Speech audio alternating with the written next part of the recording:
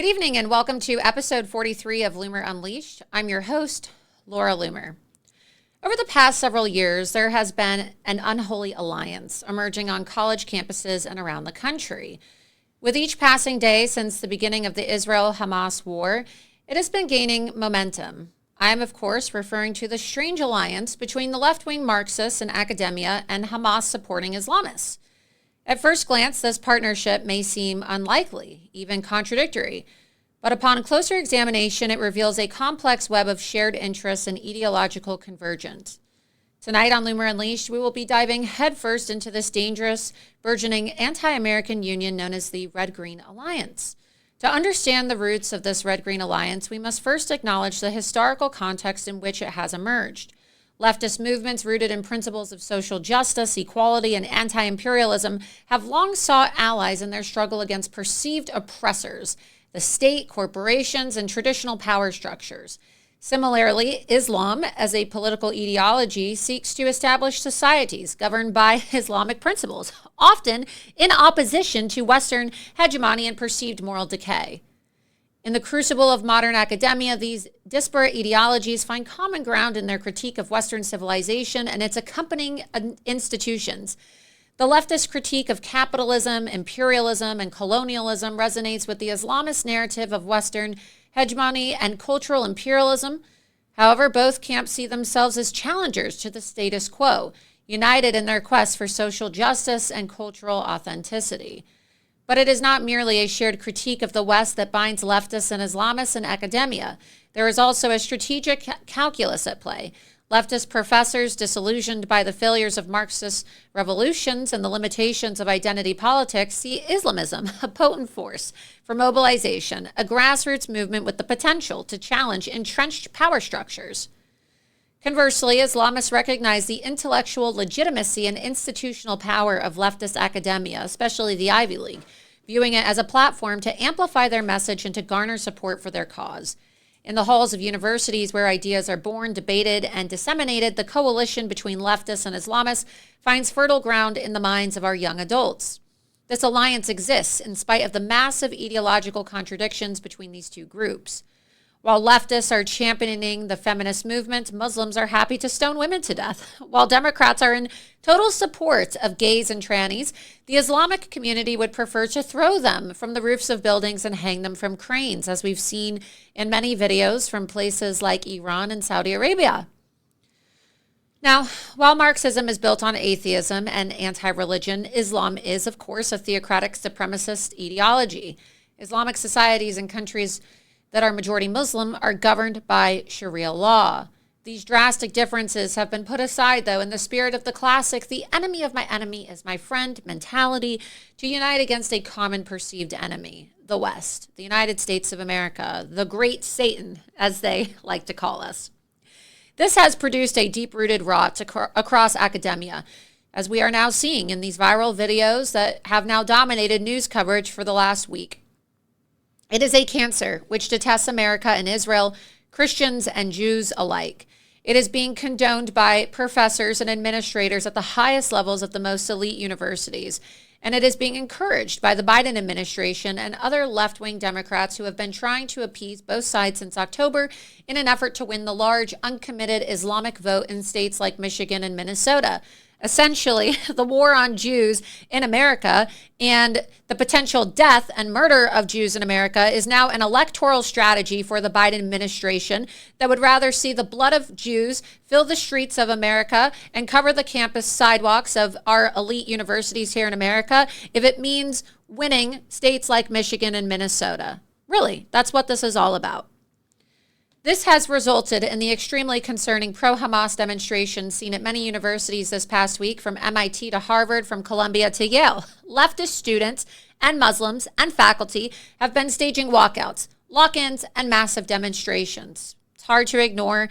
You probably see these people screaming from the top of their lungs about free Palestine and equating the different police factions in our society to the KKK. The worst has occurred, though, at Columbia University, where I was just this last week for several days, where hundreds of student protesters have decided to camp out physically in tents on the school's quad indefinitely. They call their little encampment the Liberated Zone, in a maneuver reminiscent of Antifa's Chaz. Remember Chaz in Seattle back in 2020? Remember that? While Chaz became the butt of many jokes regarding the goofy idiocy of the communist left in America, what has been created on the lawn at Columbia and is now being replicated on the lawns of other educational institutions, especially our Ivy League institutions, is no laughing matter. It is a major national security risk, and it is an open glorification of Islamic terrorism and the genocide of Jewish people. As The Atlantic reported on Monday, this group is highly organized and is explicitly targeting Jewish peers. If a Jew or known Zionist is seen entering the Quad, a message is then sent to everyone that an enemy has entered their ranks. It's very 1938, okay? This is reminding me of what my grandfather was subjected to when he was a medical student at the University of Vienna in 1938. This exact scenario led to the protesters forming a human chain earlier this week to literally physically obstruct a Jewish student from walking near the camp. The protesters now claim that they will refuse to leave. They were going to refuse to leave, believe it or not, the Quad until their demands are met. What are their demands? What are the demands of these petulant children? Namely, they want a couple things. This is what they want.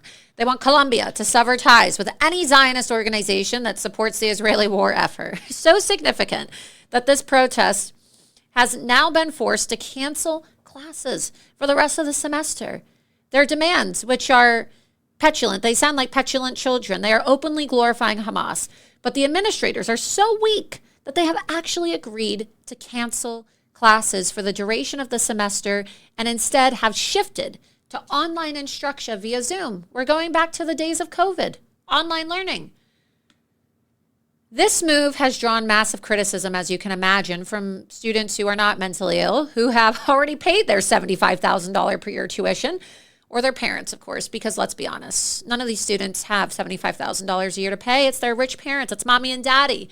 It's mommy and daddy that are footing the bill so that they can support Hamas and get a degree from the most, supposedly, what we've been told, prestigious institutions and universities in our country. However, it's not really flying with big name donors and Jews themselves, such as billionaire Patriots owner Robert Kraft, and many of the other students on campus who are rejecting this blatant anti-Semitism, concerned about the rise of anti-Semitism at their alma mater. Even President Donald Trump was forced to take time away from his very busy court schedule this week in Manhattan, where all this craziness is playing out, to point out that the university has essentially surrendered to the leftist protesters. NYPD has blocked off the section in front of the courthouse, so Donald Trump cannot have protesters in support of the MAGA movement, in support of President Trump.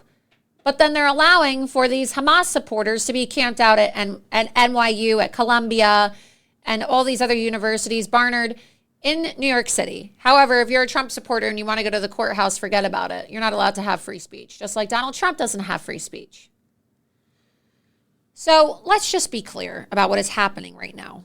Multiple universities here in America have been completely taken over by mobs of anti-Semitic, Jew-hating, left-wing goons and Islamic terrorist supporters who are getting nice and cozy with terrorist organizations like Hamas and Hezbollah.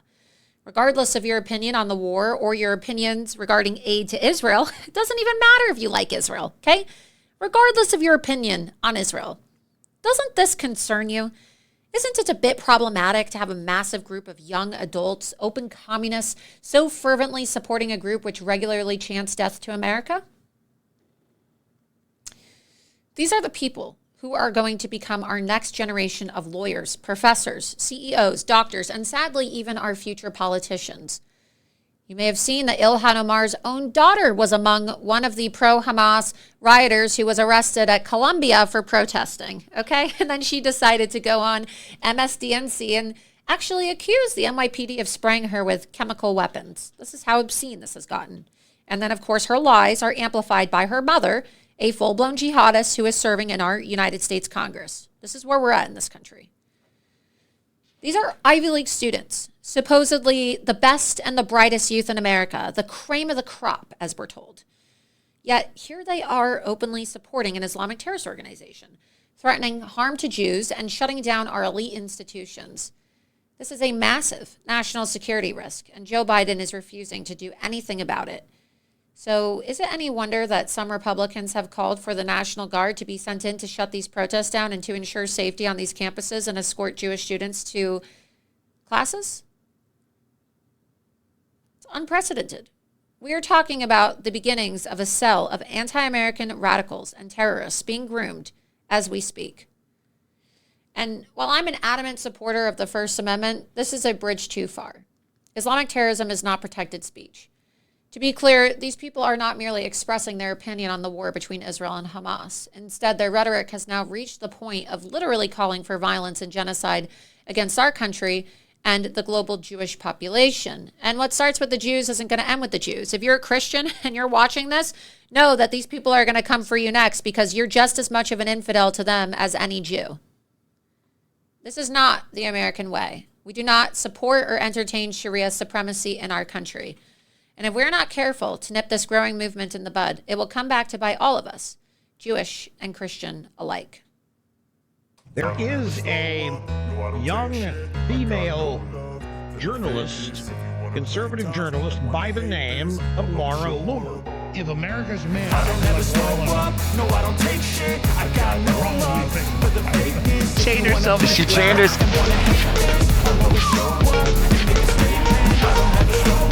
No, I don't take shit. I got no love for the fakeness. If you wanna play tough and wanna hate this, I'll always show up and make a statement. Everything I do is so instinctive, it's passionate. Every word I move so descriptive like an adjective. I got a vendetta against people who patent it. Being negative when you should be getting after it. I got facts over tracks. I'm asking, so speak fast like the worst. I can gas, think I'm okay at last, but I don't know if that can erase all the past and the pettiness. A reflection of the emptiness of areas. You think I'm with my time, you're delirious, mysterious. Because you are behind the thing exterior, inferior. You know I'll always be a bit superior. Get off of me, this ain't no humble brag. I want you to hear words, you can say them back. I want you to feel free from the chains. Well, thank you so much to everybody who's tuning in to episode 43 of Loomer Unleashed tonight. I'm your host, Laura Loomer. It's great to be back in my own studio. I missed my studio. For those of you watching last week, we had a bit of a modified Loomer Unleashed schedule because I was in New York City for the entire week last week, where I was reporting on Trump's trial, which of course is a circus because President Trump is not getting a fair trial. And then, of course, at the same exact time that we had the Trump trial, we also had the Hamas riots. So we had the riots in Wall Street, where I had a Hezbollah flag flown in my face. I was called a kike. I was called all types of things by all of these people who are now in our country culturally enriching us with their support of Islamic terrorist organizations. Right? So thank you so much to all the open borders Democrats and rhinos who allowed for all of this cultural enrichment from Islamic countries to pollute our cities and tell me that I am a dirty Zionist kike who deserves to be killed. I really enjoyed being called a kike and having a Hezbollah flag flown in my face. I really enjoyed that during my trip. I really enjoyed going to the campus of Columbia and being told that I'm a Zionist who deserves to die and that Hamas is going to kill my family and that I should kill myself and that I deserve to be dead because I'm Jewish. I really am loving all of this cultural enrichment. Columbia should definitely keep giving student visas to Muslim students so that they can come and have little tents and practice 1938 Gestapo Nazi tactics on our campuses. I'm really enjoying that. Before we get started tonight, we have a lot of guests. One of our guests had to actually cancel. He had an emergency with his dog. And so AJ Edelman is going to probably join us another day. But he, of course, is the captain of Israel's bobsled team. He's an Israeli Olympian who was there on campus at Columbia. He was harassed for being Jewish. He was physically assaulted for wearing a kippah. And he will be joining us, but unfortunately had to cancel tonight. So filling in for him will instead be former FBI special agent and national security consultant John Guandolo. Before we get to John and Monica Crowley, we have a lot of great guests tonight. Some breaking news that just broke right now as I was preparing for the show. An Arizona grand jury has just indicted 11 Republicans who they say falsely stated, falsely stated that President Trump won Arizona in 2020. We already know President Trump won. So again, this is election interference. While Donald Trump is on trial right now, having to waste 2 months of his life, 2 months of the next 7 months for this trial, we're having more election interference with high-profile Republicans in the state of Arizona being harassed, being harassed and being indicted and threatened with arrest. And now they're going to have to go raise money. And this is going to be a distraction in the key state of Arizona. They're going after everybody in all the key states, okay? Pennsylvania, Michigan, Arizona. This is their election strategy. Drain all the Republicans, scare them into submission, make it a crime, make it illegal to say that the election was stolen, because that's exactly what they're trying to do here. They're just trying to make it illegal to say the 2020 election was stolen, because they don't want anybody being able to say it. They don't want Donald Trump. They don't want Rudy Giuliani. They don't want Kelly Ward. They don't want Tyler Boyer. Notice they indict Tyler Boyer of Turning Point USA as well. And of course, Turning Point USA recently announced their plans to register a bunch of people as well and help with ballot harvesting.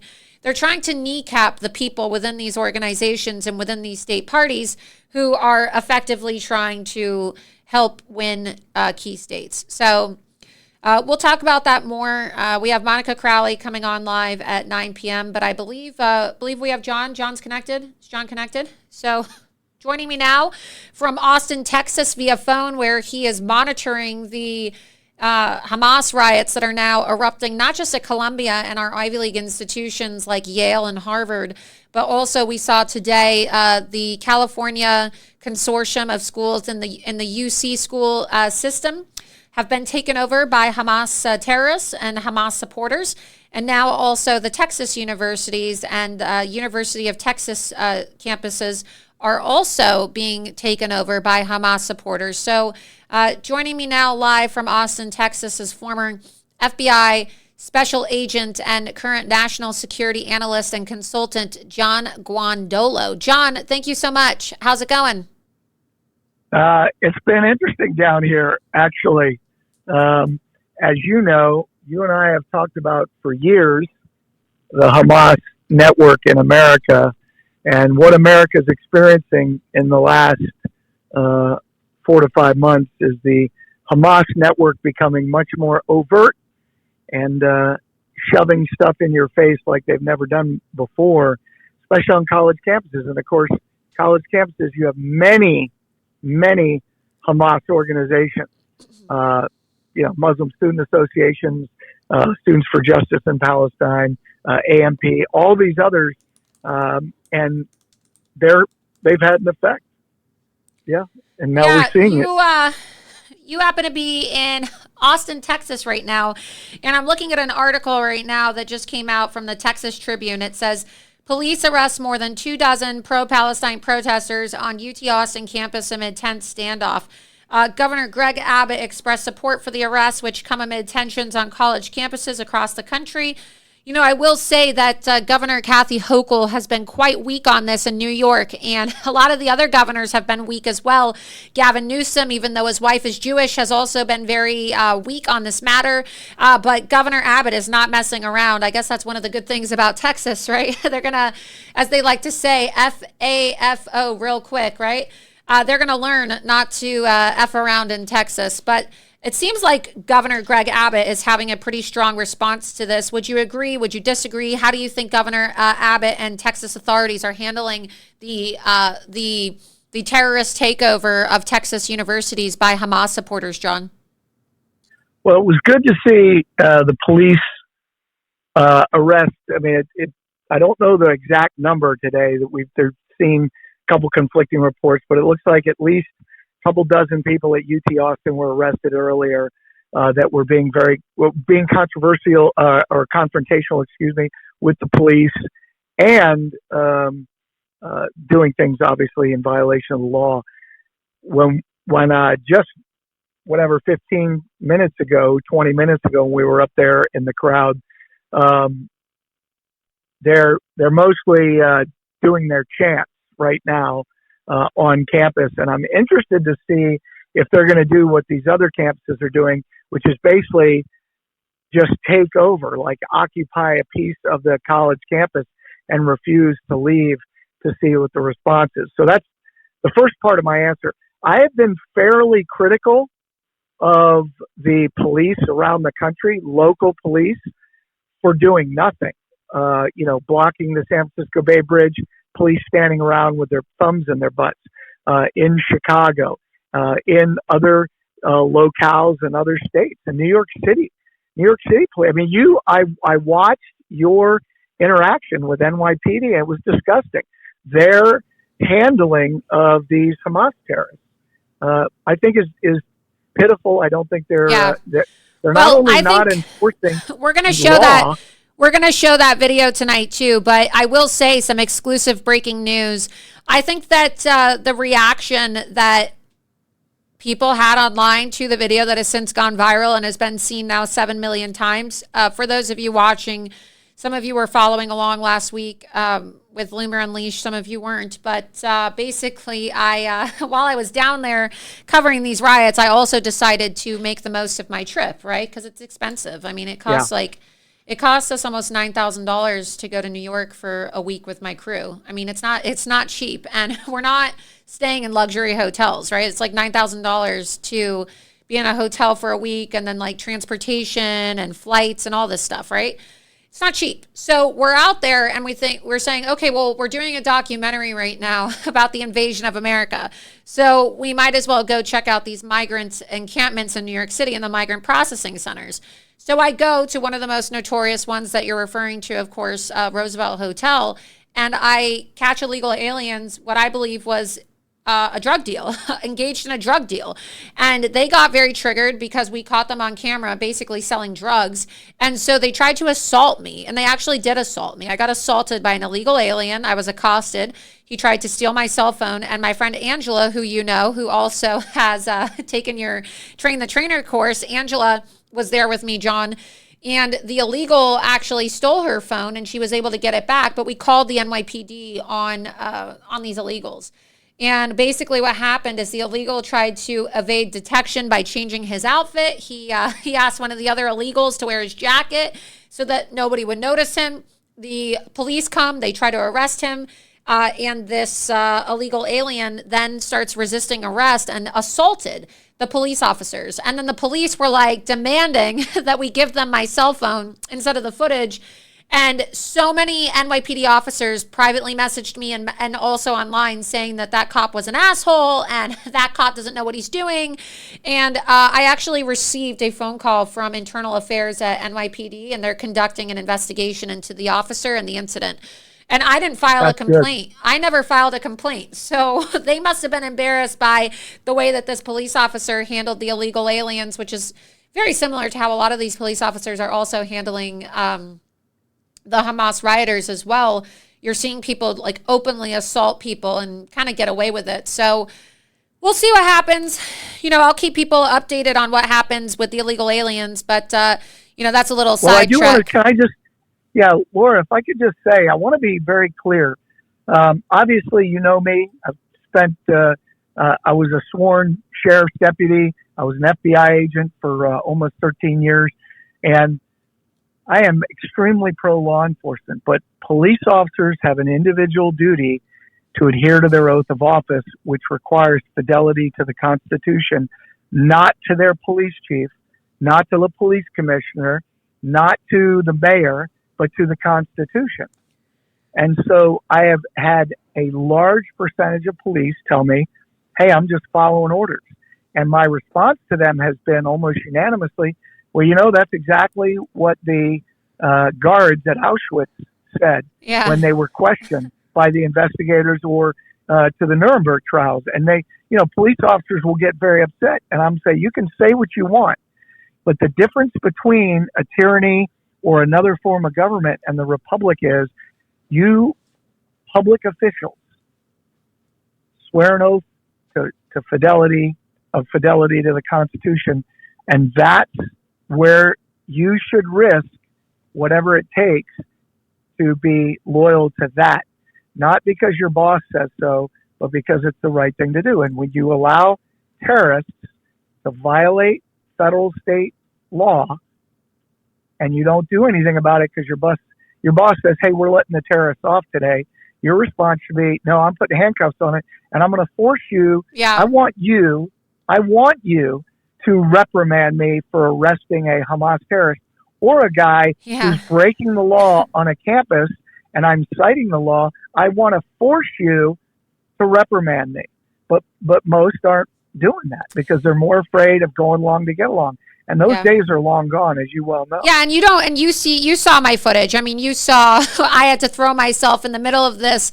And one of the clips when I was on Wall Street, I'm sure you saw this, John, a person was flying a Hezbollah flag in my face, and they were telling Yep. me I deserve to die and I should kill myself. And we have the video. We can actually play part of the video now for people that want to see it. But before we play this clip, you'll see that the cops were like, ma'am, for your own safety, I need you to move. For my own safety, why don't you go arrest this woman who is literally waving a Hezbollah flag? Hezbollah was designated as a terrorist organization by the United States government in 1997, and then it received an enhanced designation as a global designated Islamic terrorist organization recognized by the United States government in 2001, okay, the year of 9/11, which you know because you're a former FBI special agent and you were, directly involved in helping facilitate our enhanced counterterrorism strategy for the FBI after 9/11, John.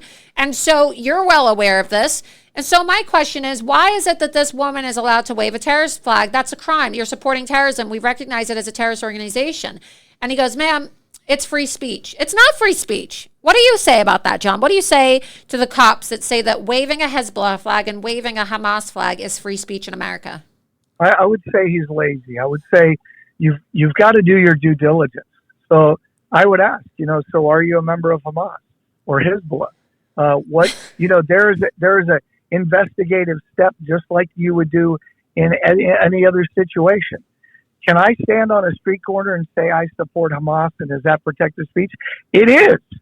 But where you draw the line is, and this is discussions we were having earlier, is about if you know that you are taking part in actions, and the Supreme Court has made rulings on this, if you know you're taking part in actions that support, for instance, a designated terrorist group, and it advances what they're doing, you can be charged.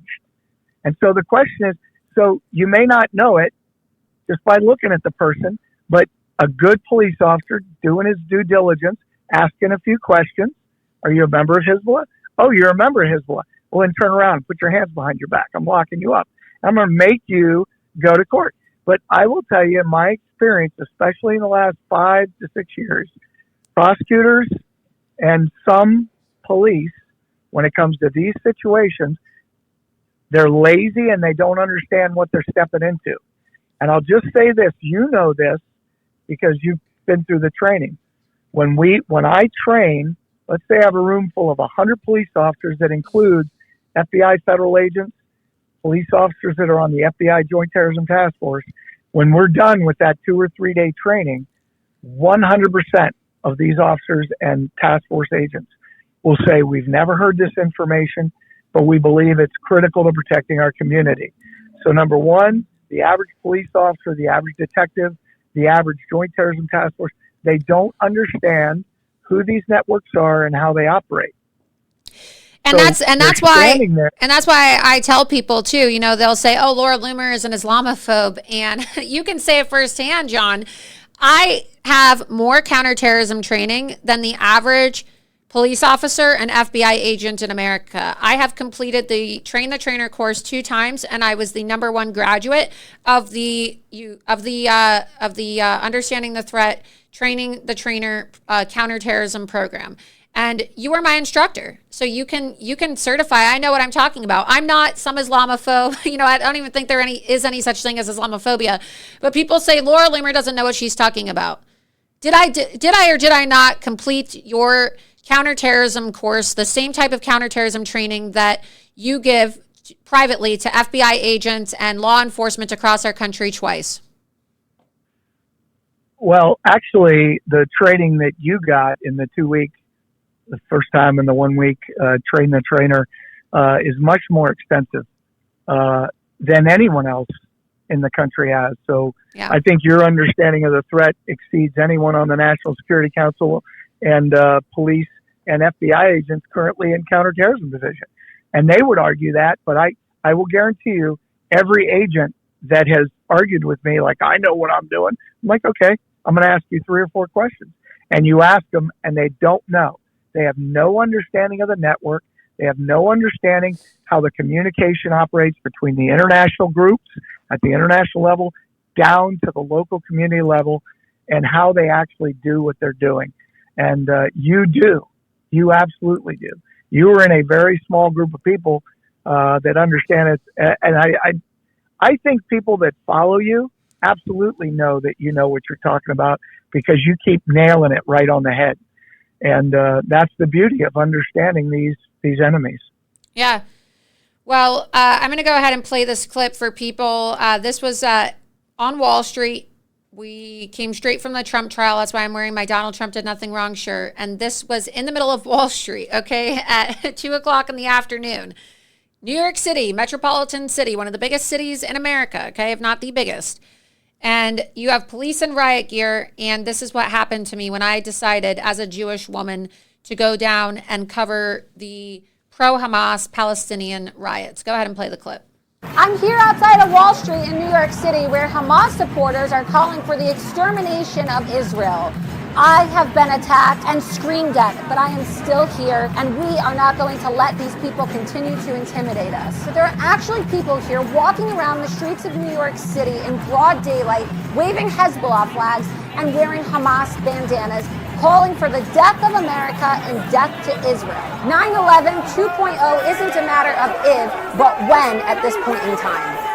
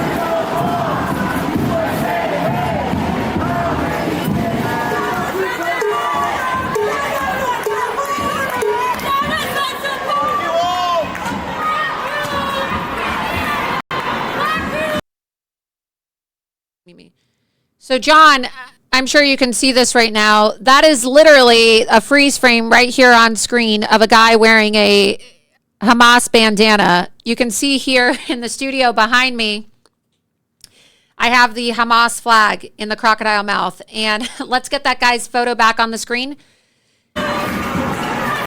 You can see this is a Hamas bandana. So, open support of Islamic terrorism in New York City.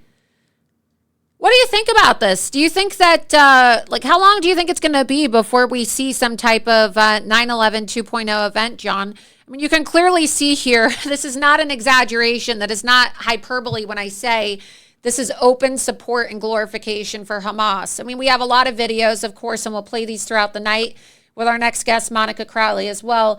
But this guy is clearly walking around in broad daylight with a Hamas bandana wrapped around his face in keffiyeh. What do you think about this? Well, I think, again, the problem is that law enforcement is not putting these events into the perspective of the larger jihadi network. And if they were, then they would handle these investigatively a lot differently. If you just treat this as, yeah, they're just stupid young people, or they don't really know what they're doing. Well, but you don't know that until you actually conduct an investigation. And I do think there's a difference, and there's a legal difference between, some nitwit college student who's just is grossly misinformed, sitting in and repeating chants versus someone who is leading a violent or nonviolent protest which advances the cause of Hamas. The law recognizes a difference. The Supreme Court has recognized the difference. And the problem is every time we give them an inch, it gets worse. Now we are at a place where we know strategically in the United States, they believe they are very close. And when I say they, the Islamic movement in the United States and the communist movement in the United States, which are working together really seamlessly at the local level, believe they're very close to achieving what they want, which is the implosion of our system. And I would argue, it's my belief that a majority of Americans are not aware of how drastic and grave the situation is. Where do you think? Where do you think that we have active current Hamas and Hezbollah terror cells? I mean, obviously, you've been tracking this for years. Just to give our viewers listening and watching right now an idea of which cities are most infiltrated, where would you say the most advanced Hamas and Hezbollah cells are located here in the United States of America? Okay, well, first of all 50 states have them, including Alaska and Hawaii. I mean, I've been to Alaska, been to Hawaii. I've done investigations in Alaska. Right. There's serious Al-Qaeda, Hezbollah, Hamas. And I would say Al-Qaeda, Hamas in Alaska. I've seen evidence of Hezbollah, but don't know that they're there. But the other things, they're there. And the problem is some of the cities like Nashville, Charlotte, Wichita, Kansas, are places where these networks exist. And people seem clueless about it. Now, some of the worst areas, the worst area in the country for the combined Sunni Shia, so Al-Qaeda, Hezbollah networks, as well as communist networks, is Houston, Texas. Houston, you said Houston, Texas. Houston, Texas, probably Wow. on par with see, people think Minneapolis, the difference is in Minneapolis, it's so overt. Whereas in Houston, it's massive Hezbollah network, massive Al-Qaeda, ISIS, Is that Hamas because of the network. border? Is that primarily because of the Texas border? What is the preliminary cause of Houston, Texas being the epicenter of the Hamas Hezbollah terror cells in America? It's got a lot to do with the heavy communist presence at the local level and local politics, from the police chiefs that we've seen to the mayors to the city council to a lot of the folks. Now, I do know folks in Houston that are really fighting, and some people have gotten elected recently in some of the outlying areas that are, patriots and believe in the Constitution and things like that. But you have a very strong communist network in Houston. You have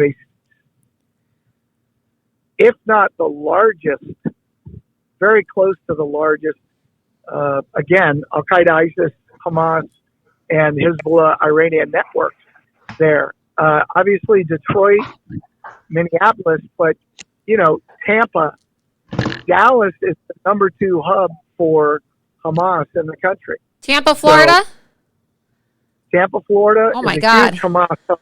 Yeah. We saw yesterday that they had Hamas rallies upon Joe Biden's arrival, and Ron DeSantis apparently is supposed to be cracking down on this. I didn't really see much crackdowns. We have a law here in the state of Florida. I wrote about it, actually, a Florida statute. We'll get it pulled up. But there's a Florida statute that actually says that you're not allowed to protest. You're not allowed to protest with a mask on your face. And so it's illegal, and yet there was no ramifications or any type of accountability yesterday for these pro-Hamas rioters who were protesting with masks in the streets of Florida yesterday, Tampa, Florida. So it makes sense that we saw the riots take place in Tampa yesterday, because I didn't see them in other parts of Florida. I mean, perhaps they were smaller and we just didn't see them. But it is interesting that you mentioned that John, in the last few moments that I have with you here, what are you going to be doing in Austin, Texas these next few days? I understand you're there. Are you actively on the campus of University of Texas or UT Austin right now monitoring the situation? Are you conducting an investigation? Are you working with counterterrorism on the ground? What can you tell us about your current activities in Austin, where you are right now, where all of this is going down at UT Austin? Yeah, so my part was just I wanted to get in there, look at it, do some filming, so I could share that with you. I will say I've done a lot of work in Austin prior to this, which is why we've got in Austin, Texas, Red Guard, which is Chinese Communist Network. You've got a number of Chinese Communist groups here in Austin. You've got kind of what I would call old Soviet-style communist groups, as well as Central and South American communist groups, not just BLM and Antifa, which obviously BLM being Chinese communist, but a lot of others, the Green Party, Communist Party USA, Democratic Socialist. But the Red Guard is a huge deal, and that used to be, the Red Guard was the name of the group that used to enforce Mao's communist doctrine on the ground, and we have them here in Austin. So what I've been doing and what I'll continue to do is work with citizen groups as well as local officials and police as they are willing to do so. We have opened up or provided information that has led to investigations being opened up on a couple groups, but so far the local police, again, like most police agencies, they want to look at each of these as an individual action instead of as a part of a larger organized effort by these terrorist groups. And so you could prosecute them in Texas using state charges, but so far they're unwilling to do that. But I'm going to keep doing my best here in Texas as well as other parts of the country when we work, and I look forward to seeing what you're up to. And thank you, by the way, for all you're doing, Lauren, for your courage. I think you're a great example to citizens to step it up and step out and defend liberty. Well, I appreciate that, John. And of course, I owe it to you. You are a brilliant mind. You're working hard to keep America safe and to educate people. And I certainly learned a lot of my counterterrorism information and knowledge to identify these people and to understand and be able to point these people out to law enforcement, which is what I was doing when I was in New York, pointing out, hey, you guys have a Hezbollah supporter over there. You have a Hamas supporter. You guys have a Palestinian Islamic Jihad over there. What are you doing? And I guess today they finally decided to call in counterterrorism units. And I had asked from day one, you guys have open Islamic terrorists walking around the streets here. Where the hell is counterterrorism? And they just kind of shrug, right? Because I doubt they even know. I mean, I bet there's NYPD officers that don't even know what Hezbollah is. And I respect law enforcement. I support law enforcement. But I think that it should be mandatory training for all members of police forces to take counterterrorism. Because especially with these protests, they want to call them protests. They're more like Islamic terrorism recruitment rallies at this point in time. They need to be able to understand there's a fine line between open support of terrorism and open support of free speech. And so what do you recommend people do if they go to one of these rallies or they're walking by or driving by and they see people waving terrorist flags?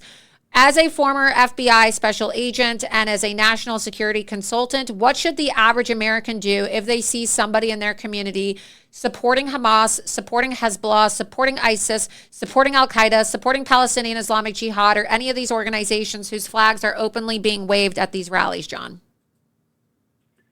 Well, I would certainly photograph that and see what you can do to identify them. But this is the reason, as you know, Laura, that almost all of my work is focused at the county level, and we train communities, local elected officials, primarily citizens, and local police where they'll participate, how to identify these networks, the communist and Islamic networks, people collaborating with them and people financing them, and deal with it at the county level. There are many, many things citizens can lawfully do to flush these people out. And certainly make them unwelcome in the community. And there's so much that can be done. And until citizens decide to engage, as we've witnessed in the last, 1 to 6 months, local police aren't doing it. The state police and the state investigative agencies aren't doing it. The governors aren't doing it. It's up to citizens to clean up their community. And again, there are many, many lawful things. And what we do is we train citizens how to do that and how to come up with a comprehensive plan and deal with it. So that's what I recommend that people do. And, I don't know if you got on the tagline, but johnguandolo.com is my website, and people can reach out and communicate there, and we can bring the training in. That would be my recommendation. That there are a lot of things I could be doing that are a lot easier and pay a lot better, but I don't do them because I believe that this republic is worth fighting for, and its liberty is worth fighting for, and the fight has to be at the local level. Well, John So thanks for having Guandolo, me. johnguandolo.com, of course. You're on Twitter as well. What's your Twitter handle for people to follow you? Yes.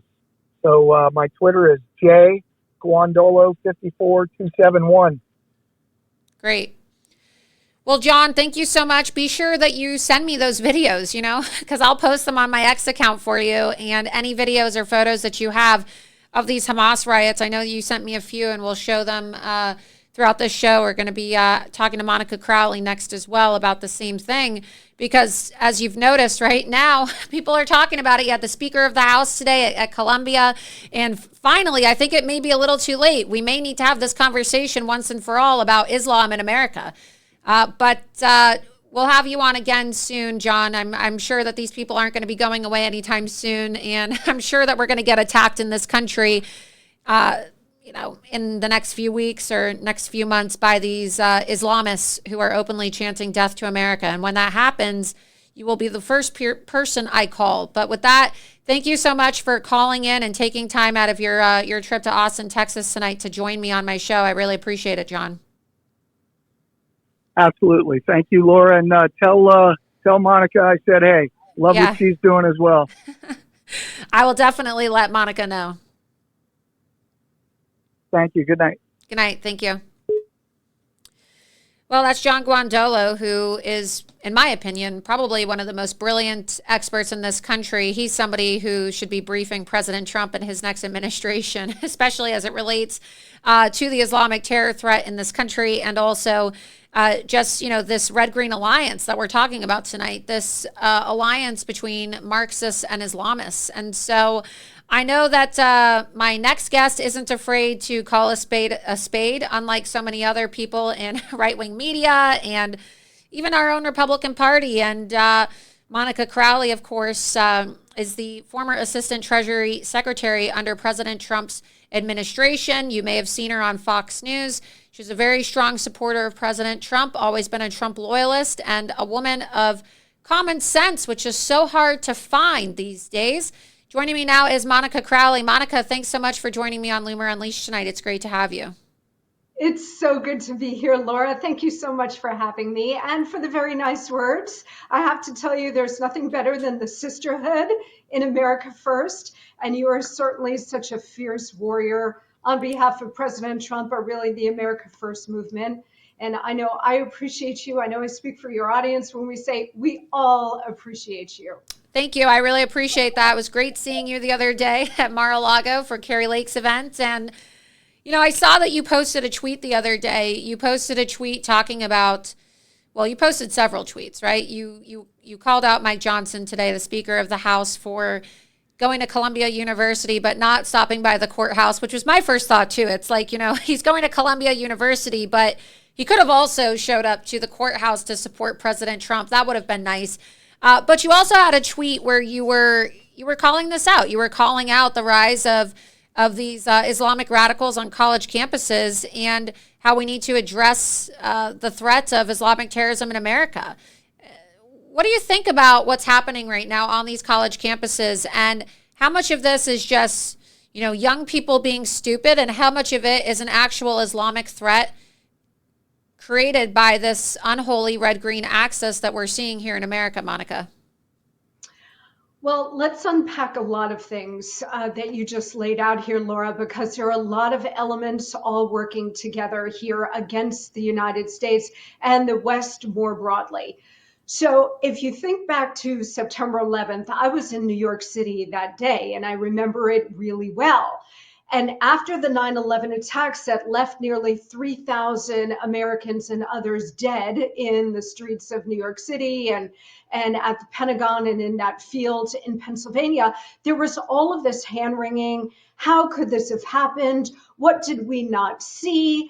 And then we had the 9/11 Commission, and they came out with a series of reforms about lowering the barriers so that the intelligence community could speak to law enforcement and they could share information. All of these things came out of 9/11 that were supposed to increasingly protect the United States and the homeland from exactly this kind of threat.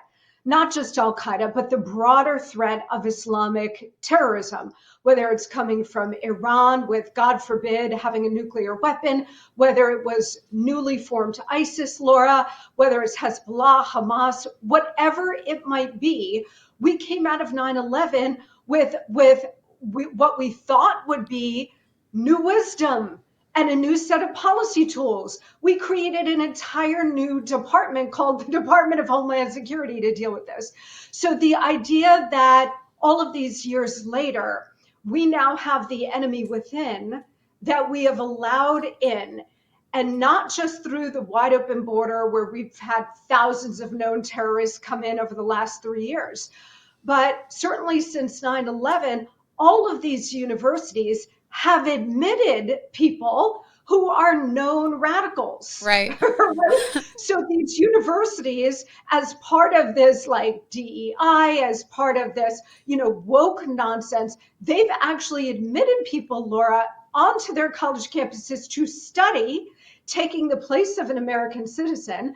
They've invited them in and allowed them to take root in these universities. And then you've got the American students who have joined these protests as well, who serve as useful idiots for Islamic terrorists and for others that seek to destabilize American society. And that's really what all of this is about.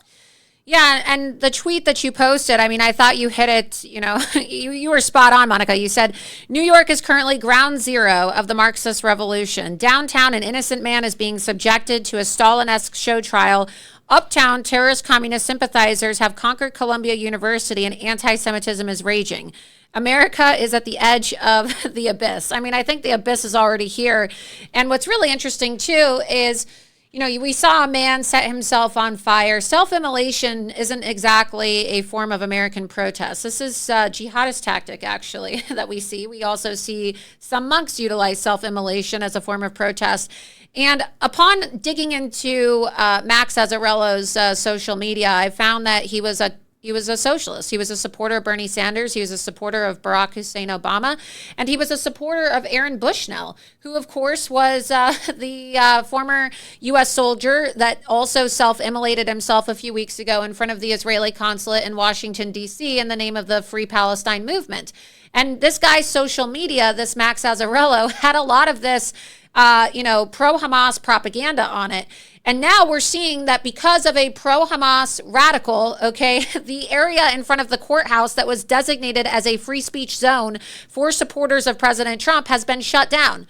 So now you can't have supporters of President Trump expressing their free speech rights in America, but they're allowing, right, a couple blocks away over at Columbia University for actual terrorist supporters waving Hamas flags, waving Hezbollah flags, setting off firecrackers in the middle of the night, illegally occupying the university to have police protection and not have an area barricaded off. So what do you think this means for the future of free speech in America? What does it say when what president of the United States can't even have his supporters protesting, but the Muslim president of Columbia University, a woman by the name of Minoche Shafiq, who comes from Egypt, by the way, a lot of people are not talking about that, is allowing for a terrorist encampment to take place? I mean, where are we in America where terrorists have free speech, but the president of the United States doesn't have free speech?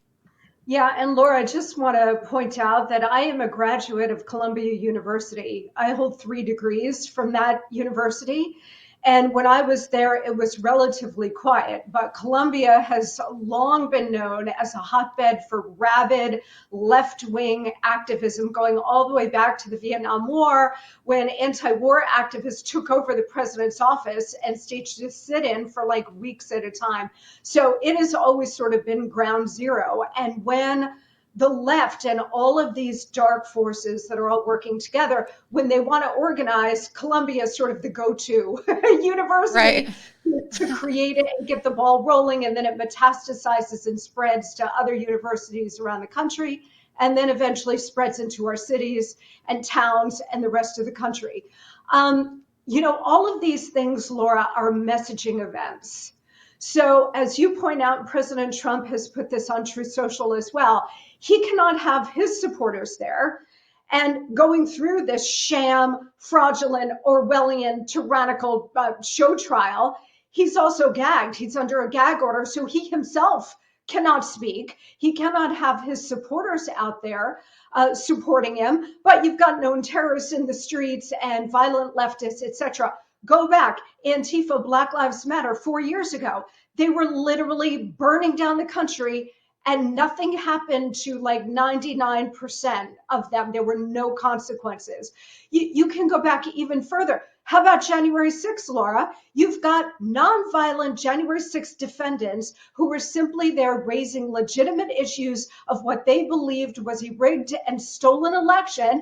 They were out there making their voices patriotic and peacefully known, as President Trump put it.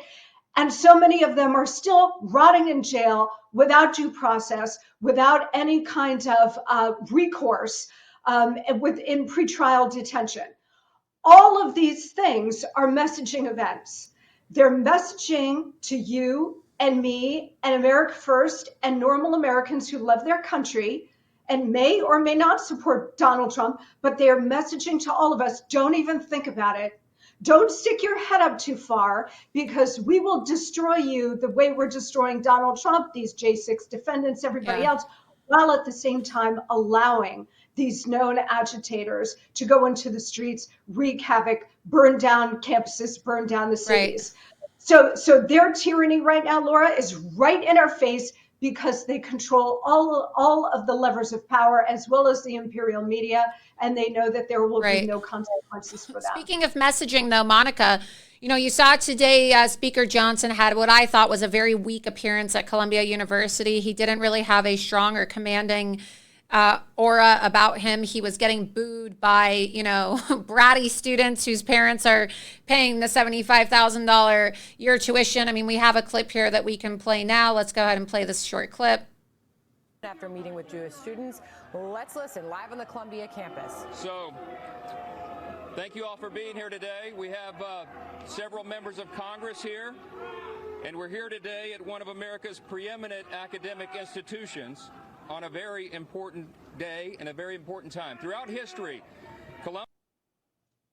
They just don't have a very commanding presence about them. And look, I'm not an ageist by any means whatsoever, but if I was going to show young people, hey, there's nothing cool or youthful or hip about supporting Hamas terrorists, I probably would have had, I don't know, maybe Elise Stefanik or one of the younger members of Congress standing up there next to him, people that maybe, are close, maybe 10 years or so away within the age bracket, okay, of some of these college students who maybe they could view as their peers. And he looks scared, honestly. He honestly looks uncomfortable and scared. And when do you think is going to be the wake-up call? What is it going to take in our country for the House Republicans to start having a conversation about Islam? Right? Because we saw this after 9/11 where everybody was united and that we recognized that there was a threat of Islam in America. And then George Bush said, oh, I want to make it very clear to the Muslim community that we're not at war with Islam. Okay, you don't necessarily have to be at war with Islam, but Islam is at war with us, okay? And you see this with Ilhan Omar, who is openly supporting Hamas. Her daughter was arrested at Columbia for participating in these pro-Hamas riots. We have actual jihadists serving in Congress that are voting against support for the Iron Dome, explicitly refusing to condemn Hamas and Hezbollah and Al-Qaeda. When is the GOP going to find the testicular fortitude to have a conversation about Sharia supremacy? And do you think that their lack of courage is posing a national security threat to our country? The fecklessness and the refusal of the House GOP to talk about Sharia supremacy in America. Yeah, Laura, if the horrendous attacks of 9/11 didn't do it, what is going to do it? Right? What is going to get us to have a very honest conversation about Islamic fundamentalism, political Islam, which seeks to conquer?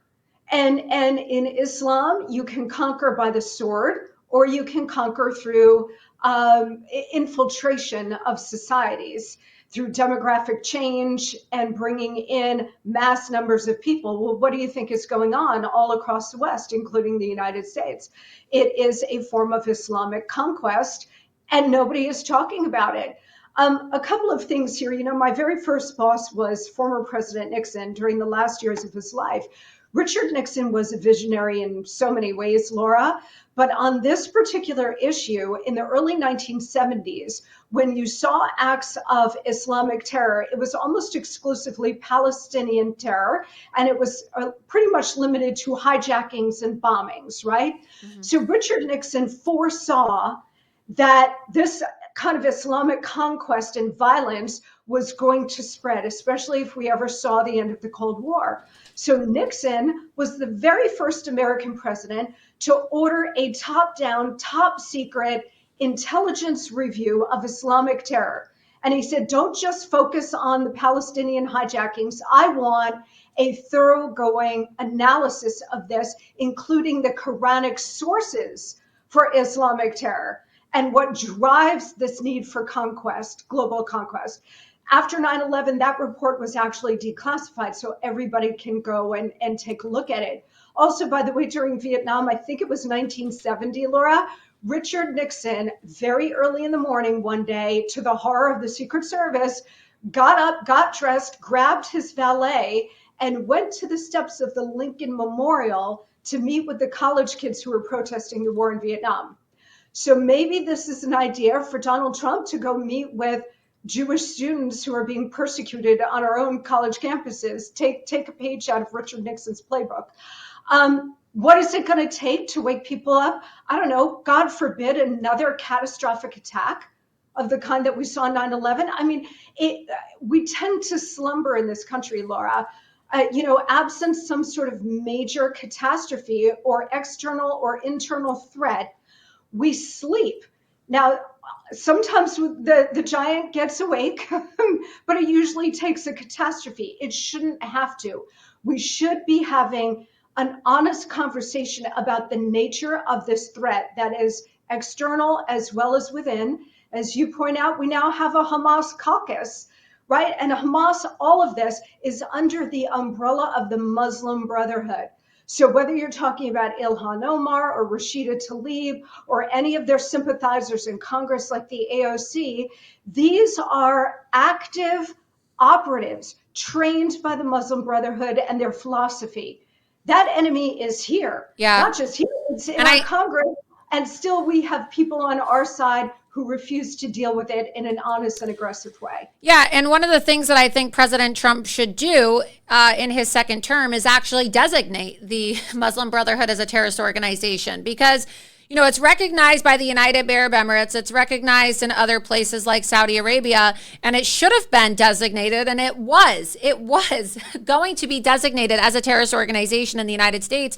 And then the Obama administration decided that they were going to drop the charges with Eric Holder for the groups that were tied up and implicated and indicted in the Holy Land Foundation terrorism trial, our nation's largest terrorism financing trial that really exposed the financial network of these groups. within Hamas and Hezbollah.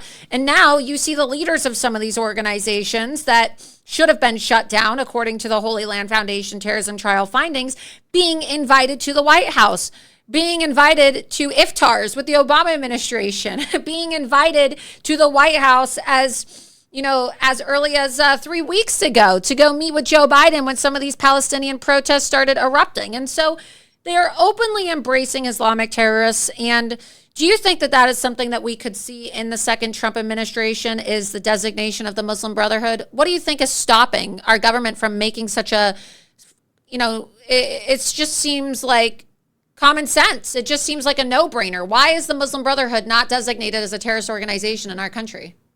It's such a no-brainer, Laura, that it absolutely needs to happen in a second Trump administration. There are all of these forces pulling presidents in a lot of different directions, including domestic politics. I mean, you see it right now with Joe Biden, who's terrified to stand up for American Jews who are being persecuted right here, right now, because he needs Michigan and he needs all of those Islamic voters in Michigan and Pennsylvania and other states Minnesota, where there are real concentrations of Muslim voters. But how pathetic is that? I mean, we are dealing with we're dealing with a lot of existential threats, okay? But the Islamic threat is so basic and fundamental, and relatively speaking, would seem like a relatively easy threat to deal with, like designating the MB as a terrorist organization. That seems like a no-brainer. The Chinese Communist Party is a much more sophisticated and maybe not long-term, it certainly is, but so is the Islamic threat. But the CCP is so much more deeply embedded, and it's such a more complicated kind of case. Muslim Brotherhood, day one, President Trump should designate it as an international terrorist organization, and then subject it to sanctions and the rest of the tools that we can use to really beat them back. Yeah, and I think that would be an effective way to also remove people like Ilhan Omar and Rashida Tlaib from Congress. I mean, given the fact that their own concentrations of, jihadist voters within their districts in places like Detroit and Minneapolis, which are now, according to the FBI, some of the top recruitment locations in our country for groups like ISIS, and also the locations of some of these Hamas and Hezbollah terror cells. They have explicitly campaigned with, fundraised, and also, invited Muslim Brotherhood officials to their office. This is on record. They're on video doing this. And I think that could be, and I want your take on this as well, an effective strategy in removing the Hamas caucus from the levers of power in Congress. What do you think about that? Yeah, no, absolutely. That is definitely a tool that we can use to, first of all, they should be expelled already. I mean, what is the point of having a Republican-controlled House if we're not going to take this kind of action and remove people who are enemies within? I mean, they had no problem throwing out George Santos over nothing, but Ilhan Omar and Rashida Tlaib, Muslim Brotherhood operatives in our own Congress, infiltrating the United States from within, there's no action on that. I've got to say, Laura, if people try to make excuses for Speaker Johnson and the Republicans saying, well, they only have a 1-vote majority, et cetera, you better believe that if the Democrats had a 1-vote majority, they'd be exercising raw power against any Republican that they deemed as a threat or as an obstructor, right? But our side dances around it. Oh, it's too delicate. We can't do it. We no longer have time for that. This country is hanging by a thread. We have 4 major forces all working against the United States all at the same time. The Islamists are certainly one. The worldwide Marxist revolution is another. The Chinese Communist Party, which is a subsidiary of the worldwide Marxist revolution, but an existential threat in and of itself. And the globalists, the transnational organizations like the World Economic Forum and the WHO and the UN. Laura, all 4 of these forces are crushing the United States and the West from outside and from within. And our side can't even get it together to retain a decent sized majority. We're expelling our own, disciplining our own. Time is very short here, and this is why we need President Trump back to crack the whip and try to get some discipline back in on our side. Absolutely. And that's why they have him tied up right now with all this lawfare in New York City, because, well, they know that when he gets back into office, it's retribution season. And it's not just retribution in the sense of personal revenge for Donald Trump, but retribution for this country. And I worry at times because, look, yes, we'll get Donald Trump back and that will be 4 years, but can we actually fix all of the damage that has been done to this country in 4 years? And then what? There is such a lack of leadership in the Republican Party. And personally, I think that Mike Johnson is intentionally working to make sure that we get a Speaker Hakeem Jeffries, because he knows that with the new rules in Congress, anybody can call for a motion to vacate. And if there's a motion to vacate, do you really honestly think that Mike Johnson is going to stick around and remain Speaker of the House? Once you reach the glass ceiling, you're not going to go back to just being an average member of Congress. You're going to retire. You're going to resign early. And if Mike Johnson is removed from his position with a motion to vacate, which is very likely to happen in these next couple weeks, we will officially get a Speaker Hakeem Jeffries. I don't think people understand that we could potentially have a Democrat-controlled House again before the 2024 presidential election. How likely do you think that is of happening here in this country? You know, you have been on the forefront of this. You have put some unbelievable tweets out there over the last maybe 6 months making this point, Laura, and everybody should be paying attention to what you have been saying here, because as far as I know, you were the very first person to float the theory that the establishment Republicans, the Uniparty, the system regime Republicans, actually do want to flip the House of Representatives to the Democrats even prior to the November elections. And two reasons. One, they're really still pissed off about what happened to Speaker Kevin McCarthy. They think that that was grossly unfair to him. So you got McCarthy loyalists who are agitating in this direction, and the country be damned. And then you've got these establishment system Republicans who want to see Donald Trump undermined however possible. And that means flipping the House Democrat even prior to the election so that the Democrats control the House. So when Donald Trump is reelected and sworn in on January 20th of next year, he is faced with immediate impeachment on day one. Right. Because the Democrats are going to control the House. And then every day, if the Democrats have the House, every day for Donald Trump will be Stalingrad. It will be, also, there's a third reason as well, as we saw recently with the Supreme Court ruling in which they validated that Donald Trump can remain on the ballot in 2024, essentially striking down this argument of Section 3 of the 14th Amendment, right? The insurrection clause. They left it open and vague to say that while Colorado's argument is void and President Trump can now be on the ballot, the only way that he could be removed from the ballot is if congressional action was taken. And so this is yet another way for them to take Donald Trump off the ballot, even though he has secured the official nomination, especially before the convention in July in Wisconsin. And people think, oh, it's smooth sailing from here. Donald Trump will win in a landslide. He's the official nominee. A lot of people don't understand the interpretation of this Supreme Court ruling, which essentially gave the green light to Congress. And Republicans celebrated because they're in control of the House right now, but that could switch. And Democrats could very well take congressional action to remove Donald Trump from the ballot. It was already ruled by the Supreme Court. It wouldn't even need to be litigated again by the Supreme Court. Yep. That's right. And they would do that in a flash if they had control of the House. We are in a war for the future of the country, and only one side is fighting it, Laura. It's them, not us. And they've been at this for so many decades that they are so good at it. And our side, too many of them still don't understand this. A lot of them do, like Marjorie Taylor Greene, Matt Gaetz, Ted Cruz on the Senate side, Mike Lee on the Senate side. There are some who get it, but there are way too many on the GOP side who do not understand the nature of this war. They're fighting the battle, Laura, like it's 1993 against Bill Clinton or something. No, the hour is very late. Okay, all of this started as a KGB operation in the 1930s to infiltrate and undermine and destroy the United States from within. So when people say, how do we get to this point? It didn't start with Obama, certainly didn't start with Joe Biden. This has been going on forever, almost a century, which is now why we're at the tipping point.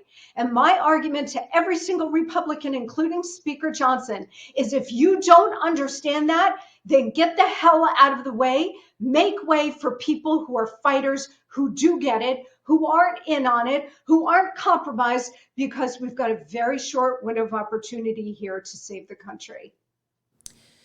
Monica, as always, your points are spot on and brilliant. Where can people follow you? Thank you so much, of course, for coming on tonight. I know you're really busy. People can catch you on Fox News tonight as well, right? You're going to be on, I think I saw your Twitter, you said you're going to be on Laura Ingram's show tonight? Yes, I was on Laura Ingraham earlier today, and maybe a couple of other primetime shows going into the latter half of this week. And my podcast, of course, the Monica Crowley Podcast. Please check it out wherever you get your podcasts, Apple, Google, Spotify, Stitcher.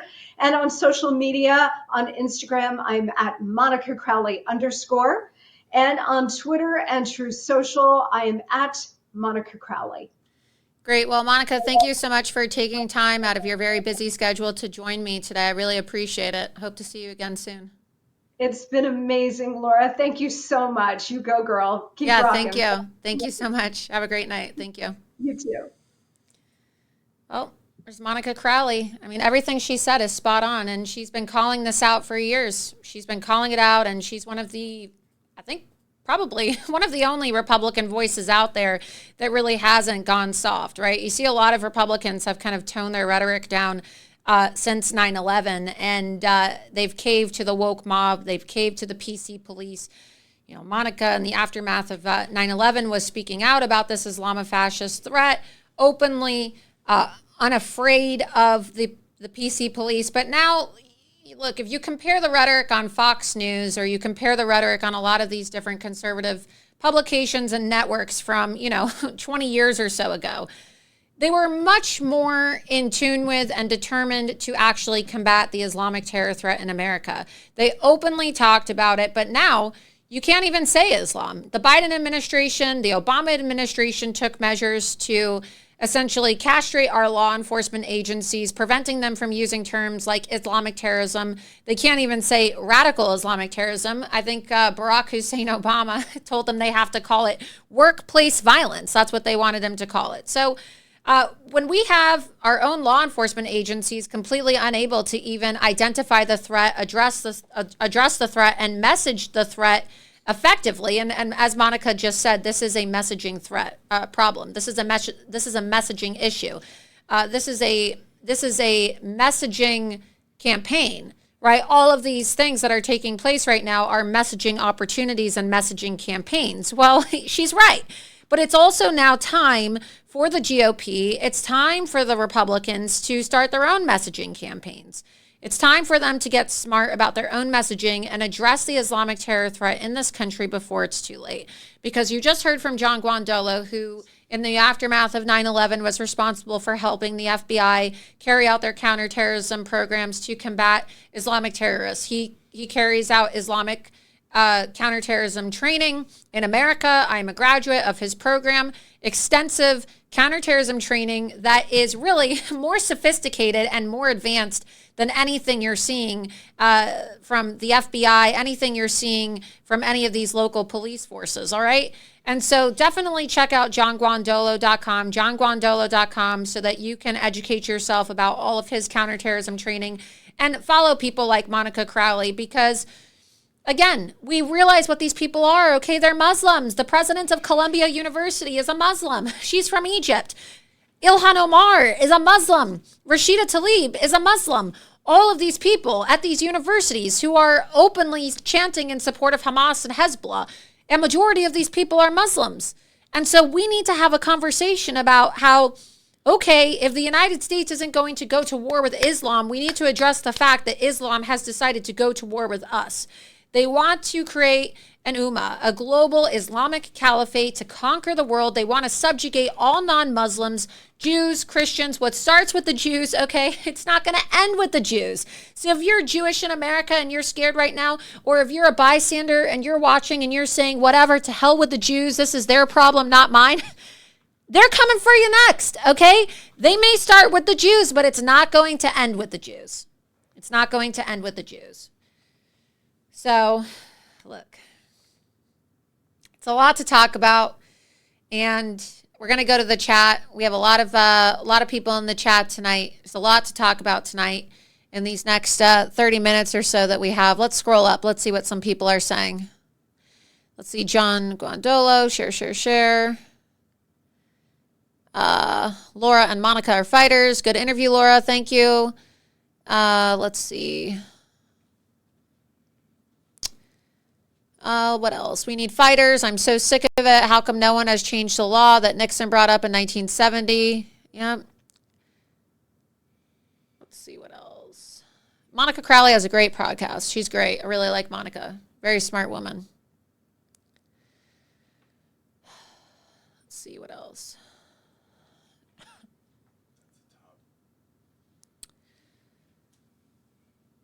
We don't have a side. Even the ones that do speak out only do so when they know there's no possible way of winning. Yeah, that's right. Well, before we move on, we're gonna show you a lot of clips tonight. We have a lot of clips. I want to take a moment to thank the sponsor of tonight's episode of Loomer Unleashed, and that, of course, is 1775 Coffee. I don't like bad coffee. I'm always drinking coffee. You know, I sometimes, when I'm on the run, I get a triple espresso over ice with cream and 2 stevia. So if you ever see me out in public and I'm looking a little tired and, you know, I don't have my 1775 coffee with me, just know that I like a triple espresso over ice with cream and 2 stevia. But, you know, look, I don't like spending money on coffee when I'm out and about. And so I'm really thankful that I have 1775 coffee, because it's great coffee. And one of the reasons why I'm so excited to introduce all of you to 1775 coffee is because 1775 coffee not only is leading a revolt against bad coffee, but also 1775 coffee is the official coffee brand of Rumble, free speech platform. In 1775, the world awakened to a new era, and now 1775 coffee is bringing you a coffee that embodies that same revolutionary spirit. Crafted with passion and precision, 1775's coffee beans are ethically and exclusively sourced from the finest coffee farms of Bolivia. 1775 Coffee Co.'s farm-to-cup journey ensures the highest quality, authenticity, and sustainability from start to finish. You can see here the website right here, beautiful website, 1775 Coffee Co. It's great coffee. I really like it. With each sip, your palate will recognize and appreciate the dedication and passion that goes into crafting this single-source brew. I believe my producer made me some of it, actually, right now while we're on the break. 1775 Coffee takes pride in offering customers a truly exceptional coffee experience with their premium coffee collection, but their dedication to this revolution extends beyond the realm of taste. Safeguarding freedom of speech is critical right now, which is why 1775 Coffee has joined forces with Rumble in defense of one of our most fundamental rights, freedom of speech. So we have this really interesting little coffee maker here. I don't know. My producer is just such a nerd, and he's like, hey, Laura, I got this really cool Belgian coffee maker. We should test it out tonight for your commercial for 1775 coffee. So it smells like it's burning. I don't want this thing near me. I can smell it. It's like, you have a fire extinguisher? Okay. He has a fire extinguisher. I don't need to light up like Max Azzarello, okay? We already had one incident of self-immolation this week. We don't need another. Okay. I'm gonna brew it over here. Okay. You're gonna brew it over there away from me. Just to make sure it's but okay. he said, "Oh, let's have this." Yeah, it doesn't smell right. Doesn't smell right. But he has this this coffee maker here, and it's quite interesting. I don't know. Maybe we should set that out. I think your little science experiment's done. I said, let's just make regular coffee. Let's just make regular 1775 coffee. Now the whole studio smells like smoke. We're going to set the whole studio on fire here. Yeah. But he goes, oh, We got this interesting Belgian coffee maker, and he wanted to try it out tonight, but I don't really want to burn down my expensive camera equipment or the office studio. But look, if you're interested in getting some good coffee that's sure to awaken all senses, including the sense of freedom, choose 1775 Coffee by going to 1775coffee.com/Loomer and use code Loomer for 10% off at checkout on your first order. Again, 1775 Coffee, brewed to perfection, crafted with revolution. Get up to 10% off today at 1775coffee.com, code Loomer/Loomer. You're going to want to check that out. 1775coffee.com/Loomer for up to 10% in savings on your coffee. So now we got the air purifier in here because Ed wanted to have a little science experiment. What do you guys think about his little coffee maker? Have any of you seen a Belgian coffee maker like that? Ed, they said they can smell it on their iPhone, burnt coffee. Oh no. They said they can smell it. Yeah. I like my Keurig. It's simple. It's a little easier. It's not so much of a fire hazard. It is really cool, though, honestly. I mean, look, they have the Turkish coffee makers. I use a French press. And then Ed goes, oh, you got to try this Belgian coffee maker. It is really interesting. One of these days, we're going to make it work, but with a fire extinguisher nearby. They said, good job, Ed. Stream and sniff. No, it is pretty cool. It actually is a really cool coffee maker. And I said the other day, can we actually make coffee out of that thing? And he goes, yeah, we should. And then he calls me today and he says, I have a great idea. The sponsor for tonight's episode is 1775 Coffee. Let's make the coffee in the Belgian coffee maker. So someone said, I brew coffee over the campfire. Somebody said, okay, Leventhal Spade said, I think DeSantis doing his launch on X went better than the burning coffee segment tonight. Roasted. We got roasted. That's a roast. Bring. Do we have a sound effect for that? It's Loomer time. It's Loomer time. It's Loomer time. We're going to set the office on fire. Way too slow. Yeah. So that's pretty bad. We got roasted. Is it working? Yeah, it's working. Wow, it's actually working. I'm gonna wait till it's done. He's going to wait till it's done and then he's going to bring me some. Another plug. He's making it in the other room so that we don't burn the studio equipment down. And then we can do a campfire story. It can be story time. We can just have a fire, right? It's not the first fire I saw this week. I actually was there when that guy lit himself on fire. We have some video footage of it. For those of you that don't know what I'm talking about, outside of the Trump trial, there was this guy that decided to light himself on fire. We actually have the video. Should we play it? We have a few of them. Just play some of the videos online from Twitter of the guy burning himself. Yeah, let's play this video. So this guy, Max Azzarello, decided to light himself on fire. And I have some exclusive footage, actually, that I obtained from a source who was filming from one of the office buildings above. It's graphic. So I'm just going to play this for you. But if you don't want to watch a man get burned alive, you may want to turn away for 30 seconds. But let's go ahead. We're going to play this clip for you all soon. Can we play it? I'll have to download it. Okay, well then download the clip. But as I was telling Monica, it's really interesting because we reviewed this guy's social media. Okay, we reviewed this guy's social media. He had a lot of anti-Israel, pro-socialist posts, pro-Palestinian posts. He was a fan of Aaron Bushnell, who lit himself on fire as well. But it was a pretty crazy last 2 weeks. I mean, we have a lot of clips that we can play. In the meantime, let's see. Do we have this clip yet of the guy lighting himself on fire? Okay, go ahead and play the clip.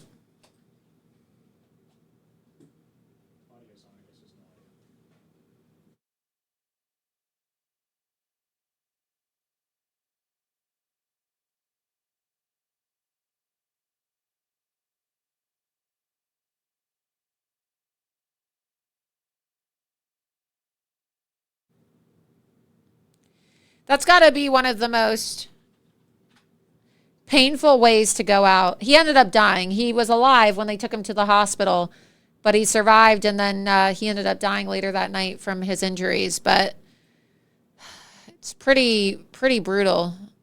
He was a Democrat. He was anti-Trump, and he was also anti-Biden. Somebody said, I don't get it. They use fire extinguishers and he's still on fire. Yeah, there was a part at the end right there where he appeared to be putting the flames out in his crotch. I'm surprised that after burning for that long, you're actually able to feel anything. You would think that you would have significant burn damage, but he was actually able to still try to put out the flames on his own body. Not too smart. Not too smart, but it's only going to get crazier in this country. Let's go ahead and play some more footage from these Hamas rallies as well. Do we have the video of me getting the Hezbollah flag thrown in my face?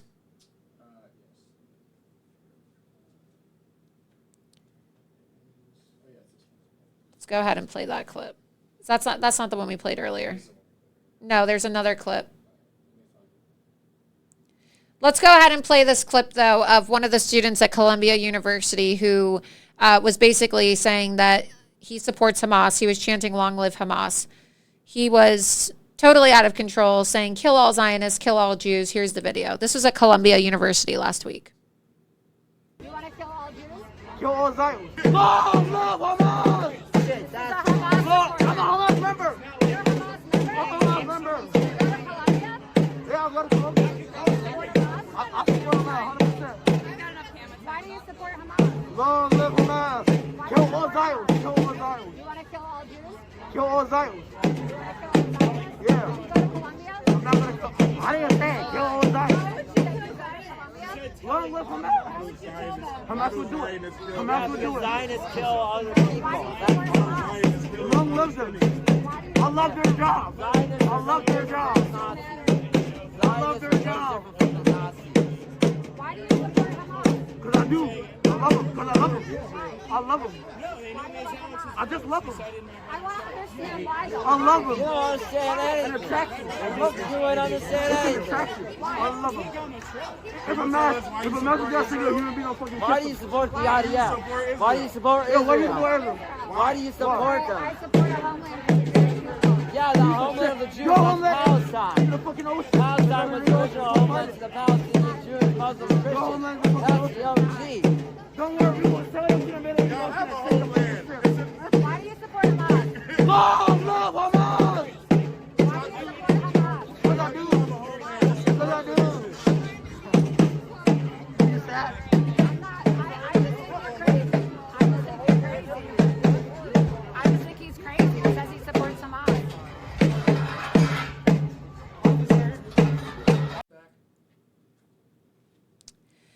Let's go ahead and play that other clip as well of the Hezbollah flag being flown in my face.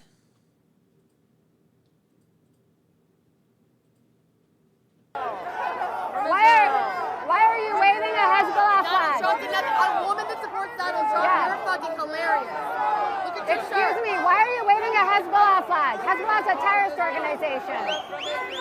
That's a terrorist organization. Do you support Hezbollah? Yes, I do. Donald Trump is anti-Semitic. Don't put the Hezbollah flag on me. Donald Trump is anti-Semitic. Look at him. Why are you supporting this? This is terrorism. She is supporting Hezbollah. How come you guys don't have counterterrorism out here? That is a terrorist flag. That is a terrorist flag. Do you commend Hamas? Do I support Hamas? Hell no. commend Hamas? I don't support Hamas. Put makeup on, then kill yourself. Get more surgery, then kill yourself. Yeah, maybe you need Get a little bit more surgery. Maybe you'll feel good once you get a little bit more fucking More surgery. Put more Botox in the ass. Get a BBL, bitch. Bitch, you need a BBL. You need surgery. You look scared. You look scared. I'm not scared. I'm not scared. I'm not moving. I don't need to move. Your No. eyelashes Russians are fucked up. Yeah, I don't give a fuck. You are fucked up. You're supporting a fucking terrorist organization. I don't give a fuck. You're supporting a terrorist organization. You are supporting a fucking terrorist organization. Hamas, I love Hezbollah. You're supporting a Hezbollah. Yeah, I don't bitch, give a fuck. Get the fuck out of my face. What's that shit? You're on my side, bitch. Israel is a You're on my terrorist side. state. This is America. Okay, so I'm gonna stand right the fuck here, bitch. Like, it's America, Yeah, right? exactly. Don't tell me to fucking move. You know what fucking If you country support this is? Zionism, you support terrorism. Look at You're you, supporting South fucking Hezbollah. Yeah, You're supporting Israel is a Hezbollah. terrorist state. You're supporting Hezbollah, which is a Israel terrorist is a organization. wrong state. You're supporting Hezbollah, which is a terrorist Israel is a organization. And what the fuck state. is Israel? And what the fuck is Israel? Trash. Israel will crumble and fall. Genocide. She likes dead babies. You like dead babies. You have kids? I don't have kids, no. Good, you shouldn't She have wants to kill kids. more You kids. shouldn't have kids. Yeah. You shouldn't You shouldn't be waving. You shouldn't be waving a Let's Hezbollah flag. What does that have anything to do with Let's kill anything? Palestinian kids. Let's kill your kids. You want to get your kids blown up? You support people being starved? I don't support Hezbollah. I love Hezbollah. Don't gaslight. Ask the fucking Are girl. you her bodyguard? Yo, are you her bodyguard? Blow your kids up. Why are you putting your hands on me? Like, why are you touching me? This is crazy. Like, why are they supporting Hezbollah? This is fucked up. This is fucked up. This is a fucking terrorist organization. Good. Get the fuck out of here. That's a terrorist flag. America is a terrorist. Get the fuck out of here. So get out. So get out. So get out. So get out if America's a terrorist. I believe that it's Patriots Day. I support January 6th. All the political prisoners need to be removed from jail. I support full pardons for all of them. They're patriots. Still out here, right? The cop wants us to move. Go this way. Rescind your citizenship and get the fuck out. The cop wants us to move, babe. Hey, Hamas. Man, I need you to make some space between us. They're fucked up.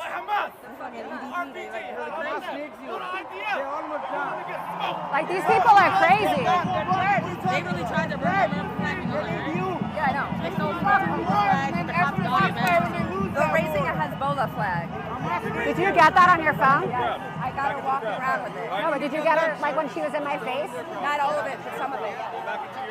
This is fucked up. I had to protect you. Let's go. These people are fucking crazy. So that was in Wall Street. That was in the middle of Wall Street. And you can see that I'm wearing my Donald Trump did nothing wrong shirt because I came from the Trump trial. And I literally had a Hezbollah flag thrown in my face. They were chanting, you know, kill all Zionists, kill all Jews, and they support Hamas. And, you know, people were saying that it was a conspiracy theory that they were waving Hezbollah flags until I was able to actually, you know, raise awareness to it. So we have the coffee here. It's actually working now. He got the fire hazard to work. And so here you go. You can put it on my desk, actually. Here. Look at this. It actually worked. It's it heats up the copper, and it puts it into this little, I don't know, glass concoction. And then what do? Gotta wait for it to go back to the copper. Yeah. Oh, is that it? Yeah, put it up there. And now I can just turn it open, right? I think so, yeah.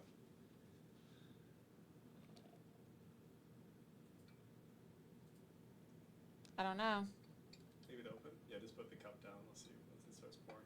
There's nothing coming out of it. It just drained. It's gonna come back into the spigot. Are you actually opening it? It's not open. We're doing a science experiment. I don't see it. There's nothing coming out. I think it takes a second. Maybe the spigot's. Yeah, pull back in. See, the water's all gone. It's back in the. Should be coming out. I'll loosen the spigot. The coffee's in the copper. All right, eventually we're going to get this to work. Eventually we're going to get this to work, you guys. You can just grab it. Just grab it. See, I have a brown producer. I'm not a white supremacist, you guys. You saw his hands. My producer is brown. So whenever you see these nasty articles, oh yeah, let's go look at this Media Matters article. Here's another article that just came out too. They were attacking me because I did an interview today. And I basically said, if you don't vote for Donald Trump, you're an enemy to this country. Someone said you should have tested that shit. Maybe it's an antique, you know? Maybe we're not supposed to be making coffee out of it after all. But it did work. It did work. I bet the coffee tastes really good. Let's get that article pulled up. Trump ally Laura Loomer, you are an enemy to this country if you do not vote for Donald Trump. Loomer said Jews who support Democrats might as well just go push yourself in a gas chamber yourself if this is how you're going to behave. Yeah, it's true. I mean, basically, if you're going to be standing with the jihadists that are chanting kill all Jews and kill all Zionists, you might as well just go put yourself in a gas chamber. It's just kind of ridiculous. I mean, they want to attack me for saying what I said. I said what I said. I said what I said. I meant what I said. You're a self-hating Jew. And Donald Trump said the other day, if you're Jewish and you're voting Democrat or you're voting for Joe Biden, you need to go get your head examined. Why would anybody vote, especially a Jew, right? Why would any Jew vote Democrat after watching what just happened this last week? Not just this last week, but what's been happening since Joe Biden has been in the White House, right? So it's very problematic, and I just think that it's time for us to have a conversation not just about Islam, but also to talk about the rot within the progressive Jewish community in this country. Because I truly believe, as a Jew, as an American, that the biggest exporters of anti-Semitism in this country are not just Muslims, but also the progressive Jews that have decided to turn on their own people and align with these Islamists. Okay, so they're creating anti-Semitism. The ADL has a $50 million a year budget, and they're some of the biggest exporters of anti-Semitism because they are manufacturing anti-Semitism through their behavior and their alliances. Somebody said, how much is AIPAC paying you? $0. AIPAC actually campaigned against me when I ran for Congress, which is why I think these comments are so funny. When people say, oh, you're an Israeli agent. Oh, AIPAC supports you. Oh, you're a Zionist. Yeah, I'm a Zionist. AIPAC still campaigned against me. They gave my Christian opponent when I was running for Congress money while they campaigned against me. So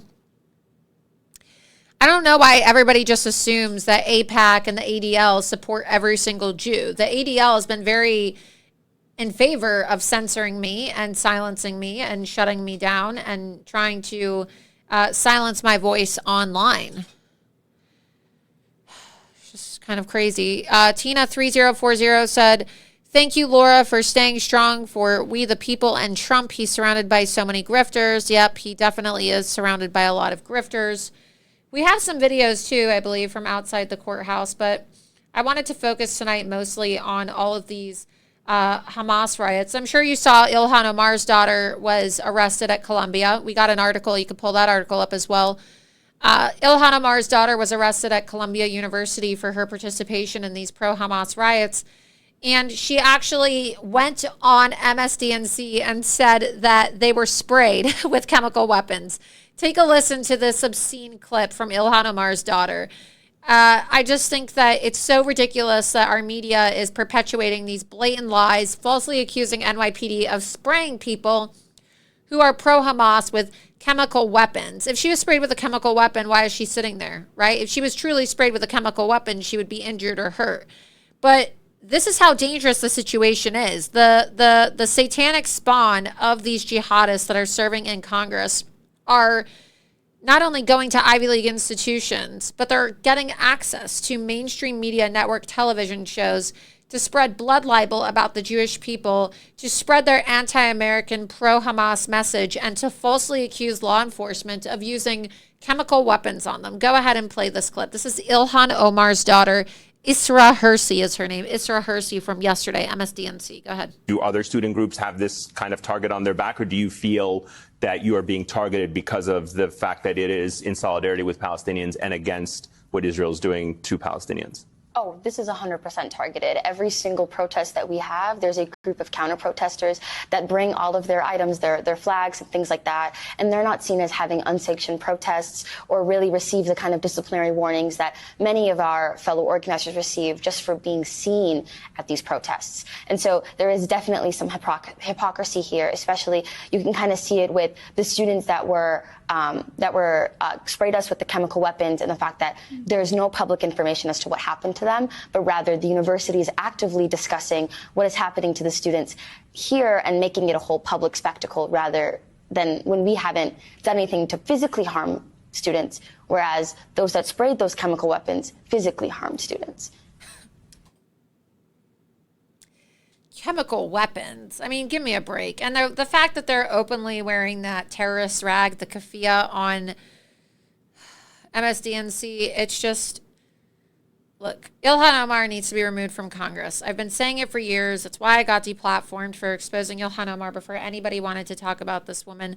I cannot believe we have a Republican-controlled House right now, and George Santos was expelled before Ilhan Omar or Rashida Tlaib. It's absolutely out of control. Scroll up. Let's see what people are talking about. Let's see.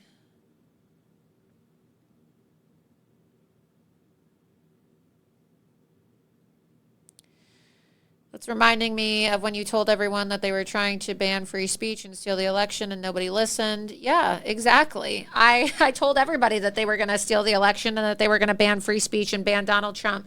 Nobody listened. And no one listened now when I was warning them about Hamas. You know, before Ismail Haniyeh, the leader of Hamas, was, banned on Twitter after I flagged his account, he blocked me. He actually blocked me. But, I don't really think too highly about Hamas. In fact, I think that every single Hamas terrorist in our country should be jailed. And the idea of weapons being used against Hamas terrorists doesn't upset me very much, actually. Because you're supposed to kill terrorists. I'm not inciting violence. I'm saying you're supposed to kill terrorists. So where did we get to a point in our country where we wanted to negotiate with terrorists and allow terrorists to go to Ivy League institutions when we capture them, we interrogate them, or we kill them, right? Isn't that what our policy has always been regarding Islamic terrorists, right? So fuck these people in Hamas, okay? They don't belong on our college campuses. This is a real national security threat. And I'm not saying go kill college students, but what I am saying is that our foreign policy has been that if we have enemy combatants on our soil, right, they're usually detained, they're interrogated, or they're killed. Why are we now allowing for people to walk around the streets of American cities and say, we are Hamas, we are Hamas, we are Hamas, we are Hamas? If you're Hamas, you're a terrorist. If you're Hamas, you should be detained. You shouldn't be allowed to attend an Ivy League institution. You should be deported back to the third world war zone you came from, or you should be jailed and you should be tried for aiding and abetting Islamic terrorism in America. You don't want to be Loomer. Somebody said debate Ryan Dawson. Fuck Ryan Dawson. I don't want to talk to him. He's a demon. He's disgusting. All he ever does is attacks me for my physical appearance, okay? He has nothing of value to say. I don't need to debate on this issue. This isn't a matter of foreign policy about whether or not you support Israel. It's about people refusing to admit that Hamas is a terrorist organization and refusing to condemn Islamic terrorism. So I'm not going to entertain Ryan Dawson, of all people, okay? He's unhinged. The guy sounds like he's got schizophrenia when he talks. I'm not making a diagnosis, but, he just seems unwell. There's something about Ryan Dawson that seems extremely unwell to me. When you sit there and you make everything an issue of Israel and Jews, and you're so Jew-obsessed, and everything that you talk about that comes out of your mouth is just word vomit as it pertains to the Jewish people. I mean, does this guy not have anything else to talk about aside from Jews? I don't respect it. I just think that he's a very low IQ individual. I don't appreciate his open support and glorification of Islamic terrorism. It's why he's been shut down on social media in the past. He posts videos the other day of somebody being murdered for simply kicking down a Palestinian flag, and he says that he enjoys seeing that type of content. So you enjoy watching Jews get killed? You're the one that is in favor of genocide, not me. So no, I'm not going to be debating. What is there to debate? You're a piece of shit. You're a piece of shit if you refuse to condemn Hamas. You're a piece of shit loser. Okay, you're a piece of shit loser retard if you support Hamas and you refuse to condemn Islamic terrorism. That's my position. There's no debate on this matter. He's also a gooner. A what? A gooner. What's that? The audience will know. I don't know. We got a lot of boomers. What's a gooner? The audience will know. What's a gooner? I'm asking you. Tell me what a gooner is. He's an enjoyer of women. And their bodily a gooner. forms. So are you saying that he likes to masturbate? Is that what that means? Yes. How do you know this? I've seen his content. I've seen his website, and there's like half naked women all over it. Oh, Ryan Dawson's website? Yeah. Do we have that website? I can find it. I don't know. I don't talk about all that stuff, so I have all these Zoomers. All these Zoomers that work for me. Cannon knows too much. I said M. Du Bois on this. Cannon, how do you know about such? Cannon, how do you know this?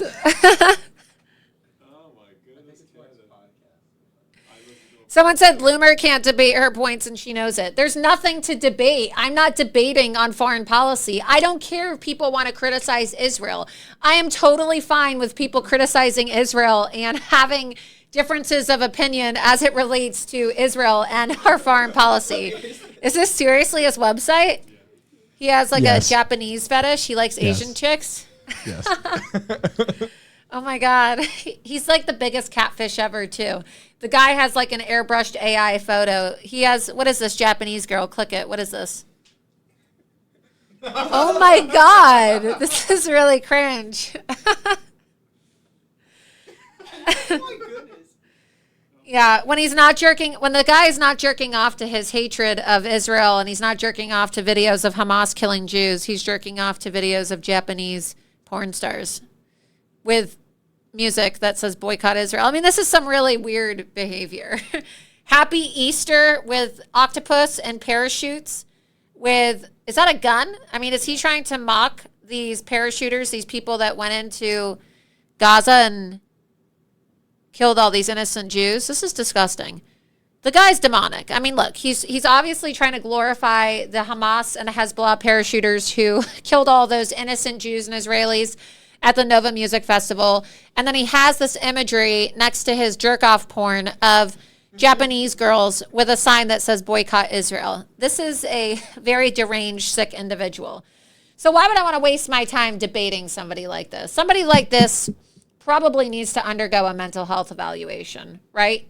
Somebody like this probably should have the contents of their computer examined. I'm just saying. Somebody like this has other issues. I don't need to be wasting my time debating somebody that is glorifying the parachuters that decided to murder innocent people who were trying to enjoy a music festival. You see, you can hate Israel all you want. Go ahead. I don't give a shit. Go hate Israel. Go hate Israel. That's your free speech right. Okay? You don't have to support aid to Israel. I'm not calling for more aid to Israel. This isn't a debate. We don't need to have a conversation about foreign policy.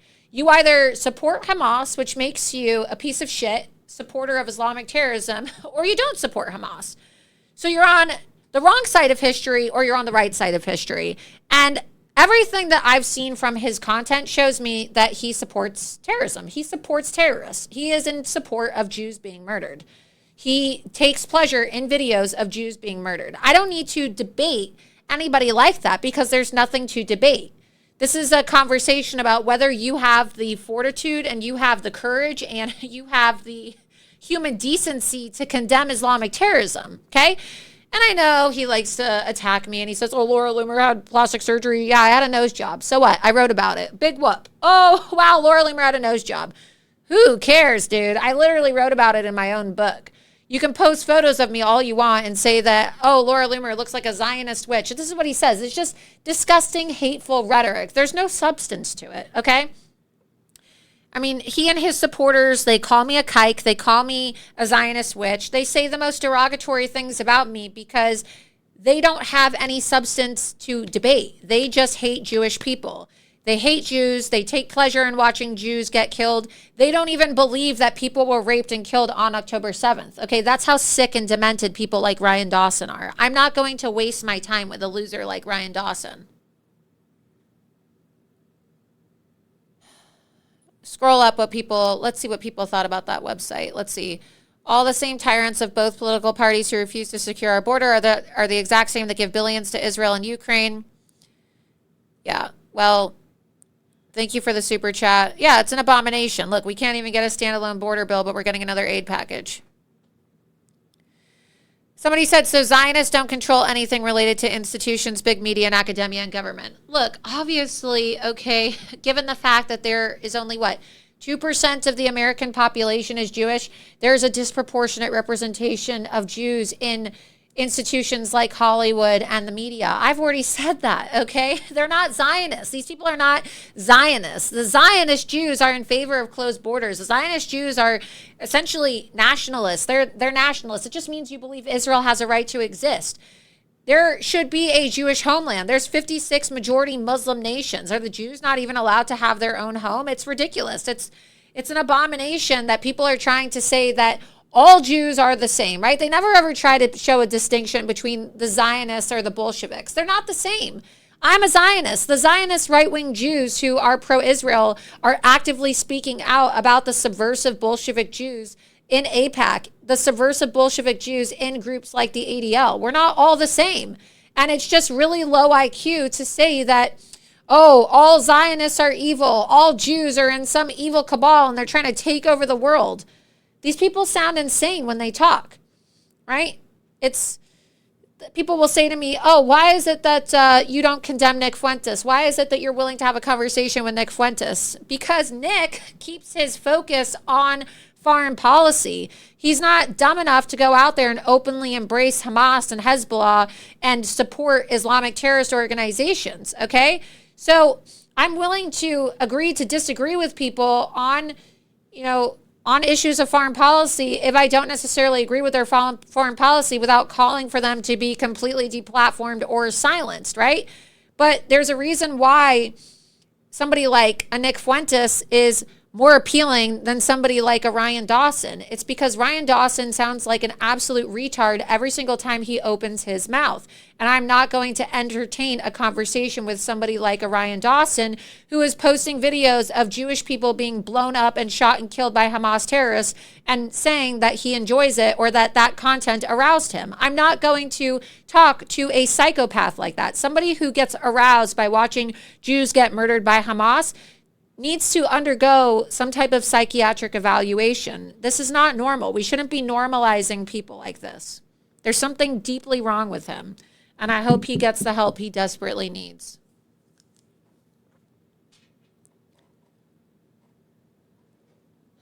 Let's see. Deborah 335. A real Jew can drink milk. Fake Jews are lactose intolerant. I don't know what that means, but okay. Someone said, as an Irish Catholic, I stand with you.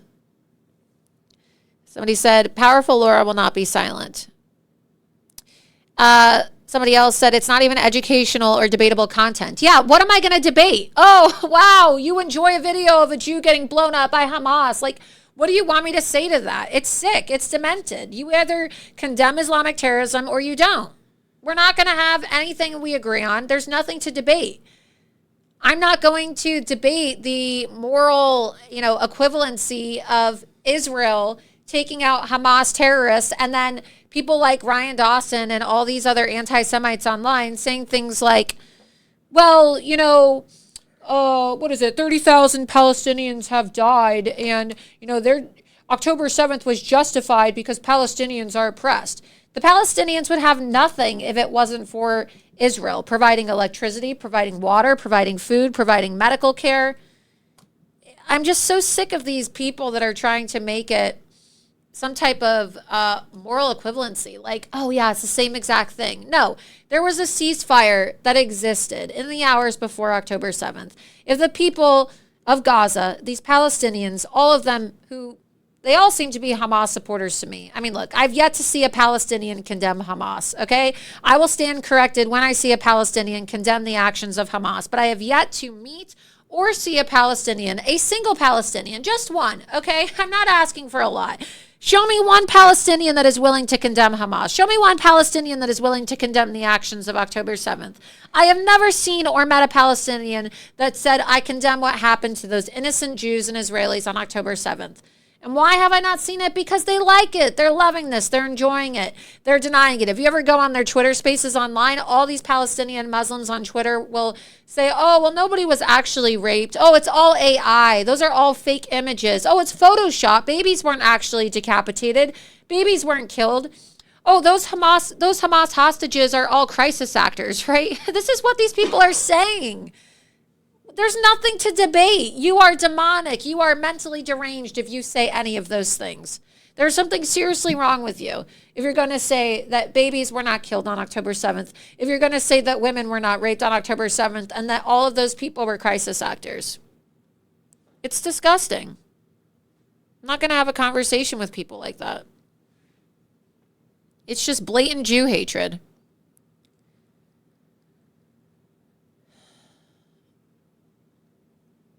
I never said people couldn't criticize Israel. I'm totally fine with people criticizing Israel.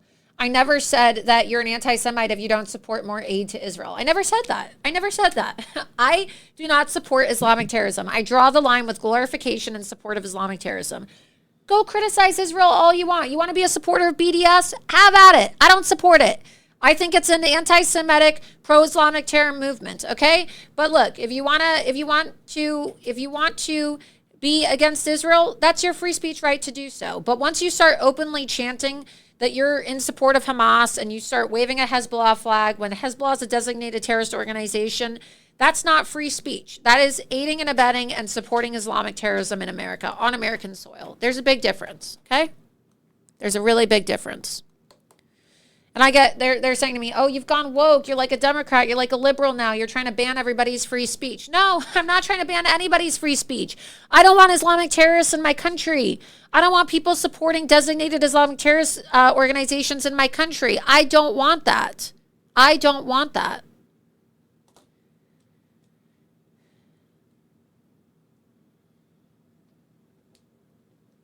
And yes, someone said that's how losers debate. Name calling lies. You're right. Calling me a kike, calling me a Zionist witch. That's what losers do. I'm not going to debate somebody that calls me a Zionist witch and says that I'm ugly and that I've had massive amounts of plastic surgery. I had a deviated septum. I had one nose job. Like, big whoop. I'm open about it. I don't care. I really don't create content thinking, wow, you know, this guy is really going to find me hot. Wow. I wonder what I should wear today so all the men watching me can find me to be sexually appealing. I didn't build my platform like so many of these other women taking their clothes off and sexualizing themselves. No, I really don't care if you think I'm pretty. I don't really care if you find me to be sexually appealing. I really don't care. I'm not here to get a date or meet a boyfriend or, you know, meet a husband. Okay. I'm here to provide serious political commentary and provide the news to people. I'm not here for your sexual gratification. So, Mr. Ryan Dawson, I don't really care if you think I'm ugly, okay? If you think I'm ugly, go on your website and go look at your little AI Japanese porn stars who are dressed up like little Easter bunnies, okay? They're there for you to look at. I'm not. I don't want you to look at me. That's why I cover up, okay? You never see me showing my boobs. You never see me showing anything else. I'm always covered up. I don't want people looking at me. Okay, keep your eyes up here and on the screen at the content. I don't need to flirt and wear stilettos and, you know, wear a short dress and have my tits out. I don't need to do that. I don't do that. I have people following me, okay? The President of the United States watches my show and shares my content. Not because I'm hot, not because I'm a sex object, but because my investigative reporting and my content is actually having an impact on a national scale, okay? So it's just these men online, that's what they go to, their number one insult. Oh, you're ugly and you're a Jew. Okay, and I'm supposed to be bothered by that for what reason? It's just such childish behavior. And then you're going to sit here and you're going to have your little people come on my super chats and send me money and try to pressure me to debate you. So what? So you can call me ugly and say nasty things to me? I don't give a shit if you think I'm ugly. I don't give a shit. Let's see what else people are saying. We finally got the coffee machine to work. They put the coffee on my desk, but it was scalding hot. It's actually pretty good. You didn't burn down the office, and I'm getting to drink my 1775 coffee. Wow. Not bad. Smooth. Definitely a fire hazard. But it's definitely a great cup of coffee. We got it to work, you guys. And we didn't burn the office down, thank God. Should we show, let's see, what other clips do we have? A couple more clips, a couple more questions, and then... Oh, there was a girl on campus, just to show you as well how out of control this is at Columbia and how they're openly supporting terrorism. There was a girl on campus that had a sign that said, Al-Qasim's next target. And she was standing next to a group of Jewish students who were raising the Israeli flag. And Al-Qasim, of course, is a reference to the Al-Qasim Brigades, right? Al-Qasim Brigades, which is Hamas. And this is what the students at Columbia are being subjected to. Open support of terrorism. Let's go ahead and play this clip.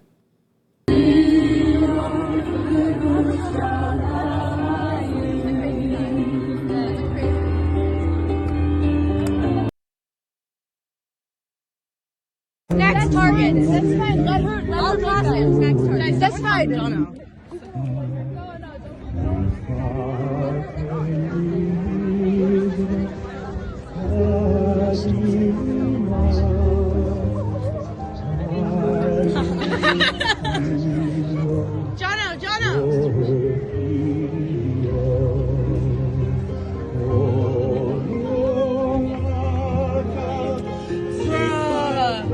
Ain't no way that says that. It's crazy, right? Ain't no fucking way. She ate? Really? Should they blow us up? Do we deserve to die because we're Zionists? Do we deserve to die because we're Zionists? Yes. Yeah. Not me? Leave me alone. Don't talk to me. I don't deserve to die? Or do I deserve? I'm a Zionist. What about the 40,000 Palestinians y'all murdered? I don't think they deserve to die either. You don't? I don't. Then why are you standing here with that Nazi flag? With a Nazi flag? Yeah. Nazi flag, bitch. What's see so it hard to behind you. understand? I think that's Israel. You're calling I think this it's a Nazi Israel. flag? Yeah. Genocide. Genocide. Do you know what the definition of Genocide. Genocide. Y'all love genocide. Genocide. Y'all love killing babies. Genocide. Do you go to Columbia? I don't. Genocide. Genocide. This is an issue that, like, an Ivy League institution Genocide. can have a normal conversation. They think I should die. Genocide. You have a normal conversation. You have a normal conversation. Genocide. No, she can't have a normal. Genocide. Because she's a baby. She's a baby dressed up as an adult. How do they sneak a baby dressed up as an adult here? Like, They can you have just a said they want me to conversation or die. not? No. You're the guy who wants to play frisbee. What? On the lawn, right? What? Frisbee on the lawn, right? Damn. No fucking way. Those are students at Columbia University, and you can see they're saying Al-Qasim's next target. That's what these college kids are having to be subjected to. It's evil. It's so evil. It is very evil what these kids are being subjected to. And if I was a parent, I'd be very pissed off if I was paying $70,000 to $75,000 a year for my kid to go to Columbia. And they're all wearing masks too. Like, if you're so brave, then actually go outside without a mask to stand by your cause, right? Stand by your cause, because, you know, you're not brave. You're not a badass for walking around with keffiyeh on your face. And this is one thing that I will say. I mean, Ron DeSantis signed this law into effect. It'd be great if he actually did his job and enforced the law, you know, because what's the point of, you know, having laws on the books if you're not even going to enforce them? But at least Ron DeSantis signed a law into effect here in the state of Florida that says that you're not allowed to protest with masks or facial coverings. But we saw that we had these riots here in Tampa, Florida as well, where people were gathered because Joe Biden, of course, was in Tampa, Florida yesterday for a campaign event with Nikki Fried of the Florida Democrat Party. But we have so much more content, but we're at the end of the show tonight. And for the next episode of Loomer Unleashed, we'll talk about the migrant encampment. We have so many videos to show you. Follow me on X, follow me on True Social, and follow me on Getter and Gab at Laura Loomer. You can watch a lot of these videos if you missed them. Just hours of content. I mean, there's so much to talk about. We were supposed to have AJ Edelman on tonight, who is the captain of the Israel bobsled team. And AJ was, of course, attacked for being just visibly Jewish at Columbia. You know, he went to Yale and he was there just, you know, talking to students. He's a graduate of Yale and he was attacked for being Jewish. And so actually, let's play that clip because that is just such a powerful clip. Let's go ahead and play that clip before we go because it's just so disturbing to see. This is what happens when you walk around with a kippah on your head at Columbia University and you're openly Jewish. Play the clip of him being called a subhuman. Shut up, subhuman. Yeah, shut up, subhuman. You're a fucking subhuman. You fucking nasty subhuman. Oh no, he's shaking. My time. Fucking dumb bitch. Do you want to show how to shut up, subhuman. How many times have you tried to kill? That's like the 10th time you got that. And you haven't answered. Yeah, shut up, subhuman. If you want to have a discussion, I'd love to have a discussion. Nobody wants to talk to a fucking fascist. Nobody wants to talk to a fascist. There's no talking to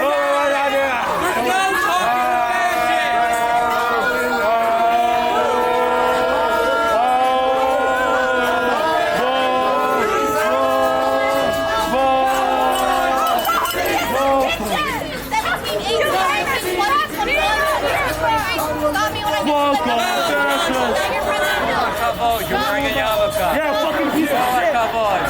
Yeah, two nasty members me. Two nasties. Two fucking nasty subhumans. So we have some breaking news right now. I guess the students at Columbia University are mad that I mocked them. And so the students at Columbia have decided to use some of their parents' $75,000 a year in tuition money to engage in some arts and crafts. Woo! Maybe I should send some of the little babies at Columbia University some arts and crafts supplies. Here's Gavin McGinnis, who was there today. He said, Columbia students are mad Laura Loomer mocked them. And their sign says, Laura loves colonialism. Oh, you're right. I do love colonialism. I want Israel to colonize Gaza. I want the NYPD to colonize the Liberation encampment at Columbia University. And I want ICE to colonize the Roosevelt Hotel and every single other hotel in this country that is currently being occupied by illegal alien invaders. So yes, I love colonialism and I want to see Israel colonize Gaza. Thank you for the sign. Thank you for the sign. I really love it. It's really nice that that the Liberation encampment at Columbia University has a sign dedicated to me. But yes, I do love colonialism. So you're not telling me something I don't already know. Thank you for the beautiful sign. I love it. So you saw that video before where they were saying, subhuman, subhuman, subhuman. Al-Qassam is going to kill all your family. I mean, this is the type of intimidation that Jews are being subjected to. So yes, if it means colonizing this encampment and colonizing Gaza to end this insanity, so be it. We're going to colonize you. I love colonialism. So colonialism is what made America great to begin with. Is it not? Is it not? It is. It is. This country was founded upon colonialism. Colonialism is a good thing, okay? So, of course, these un-American protesters are going to be against colonialism. I don't really care. I don't really care because they're spoiled brats who really don't know what it's like to actually have to work hard. They're spoiled brats who are wasting their rich mommy and daddy's tuition money so that they can go support Hamas on mommy and daddy's dime for $75,000 a year. And they're on the wrong side of history. They're on the wrong side of history. And, you know, the Bible even says, I'm not the most religious person, but I will say this isn't just about the Jews. This is about Christians as well. Blessed are those who bless Israel and cursed are those who curse Israel. And so people need to have a moment and they need to realize, like, are they going to be on the side of God or are they going to be against God? And we already know where God stands when it comes to the people of Israel and Israel. And like I said before, what starts with the Jews doesn't end with the Jews. And they're not going to stop with the Jews. This Islamofascist movement is coming for Christians. It's coming for Jews. It's coming for Hindus. It's coming for everybody who isn't a Muslim. And so my message to all of you is it's time to get outraged. You don't have to be a Jew to be outraged about what's happening on college campuses right now. It's not take Israel out of it, right? Take the support of Israel out of these protests and ask yourself, do you want to have a bunch of young communists getting together with support, because we know that they're being funded. We know that somebody's funding them.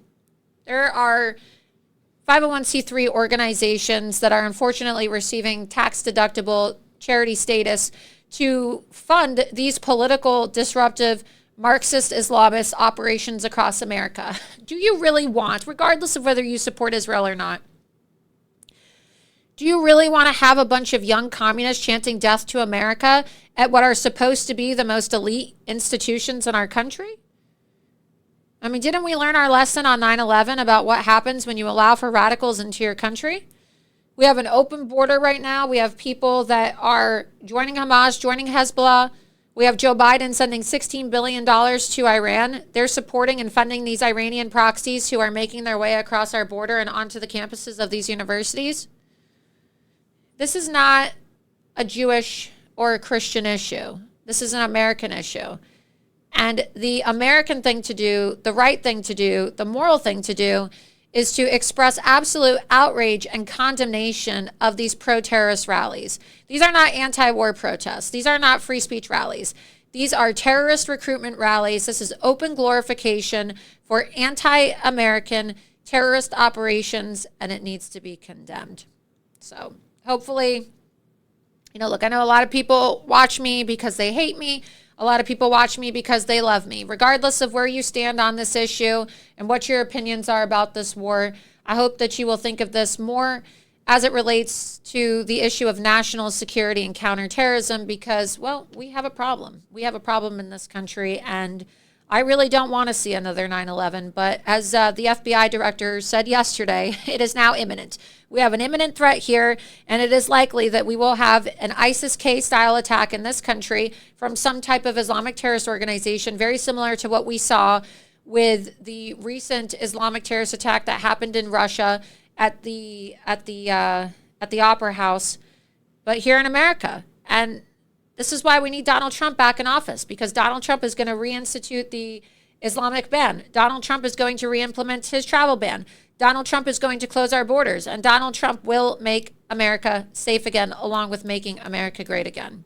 And so keep that in mind. Keep that in mind if you're watching. You got to make sure that you make a plan to get out and vote for Donald Trump, because it's not a coincidence that all of these Palestinian riots are taking place right now while Donald Trump is tied up in court. It's not a coincidence that, this crazy guy, Max Azzarello, who lit himself on fire outside of the courthouse the other day, had support for Aaron Bushnell and all of these Palestinian Hamas supporters, okay? It is not a coincidence. These people are trying to disrupt the First Amendment in America. They are trying to disrupt our national security, and they are trying to cause absolute chaos in an election year. It's like the new Summer of Love, the new BLM movement, except they're the same people. But instead of, wearing shirts that say Black Lives Matter, they're walking around wearing keffiyeh and chanting death to America and Allahu Akbar. So with that, thank you so much for tuning in to tonight's episode 43 of Loomer Unleashed. Be sure that you're following me on X, True Social, Gab, and Getter for all of my exclusive updates and breaking news reports.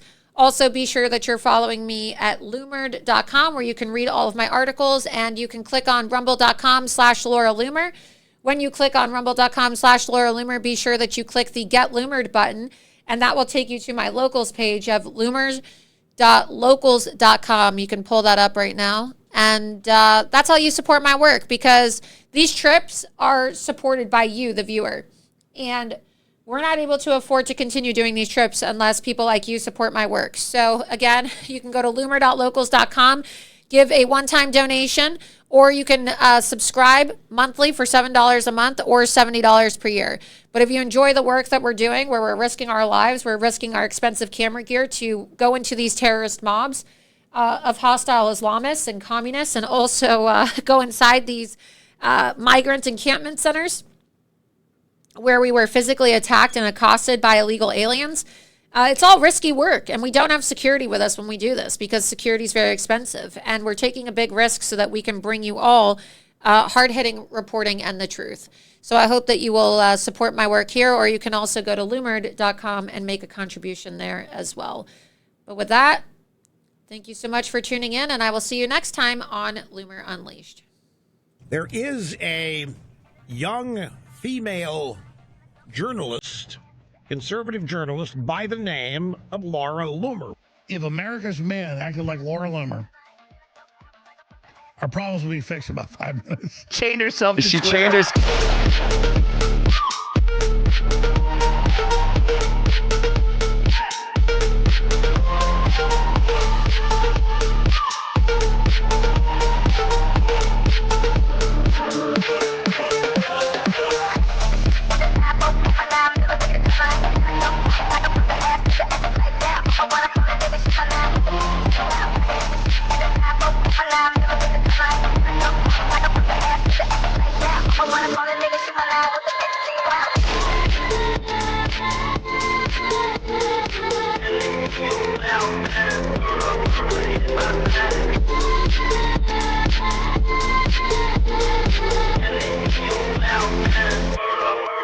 My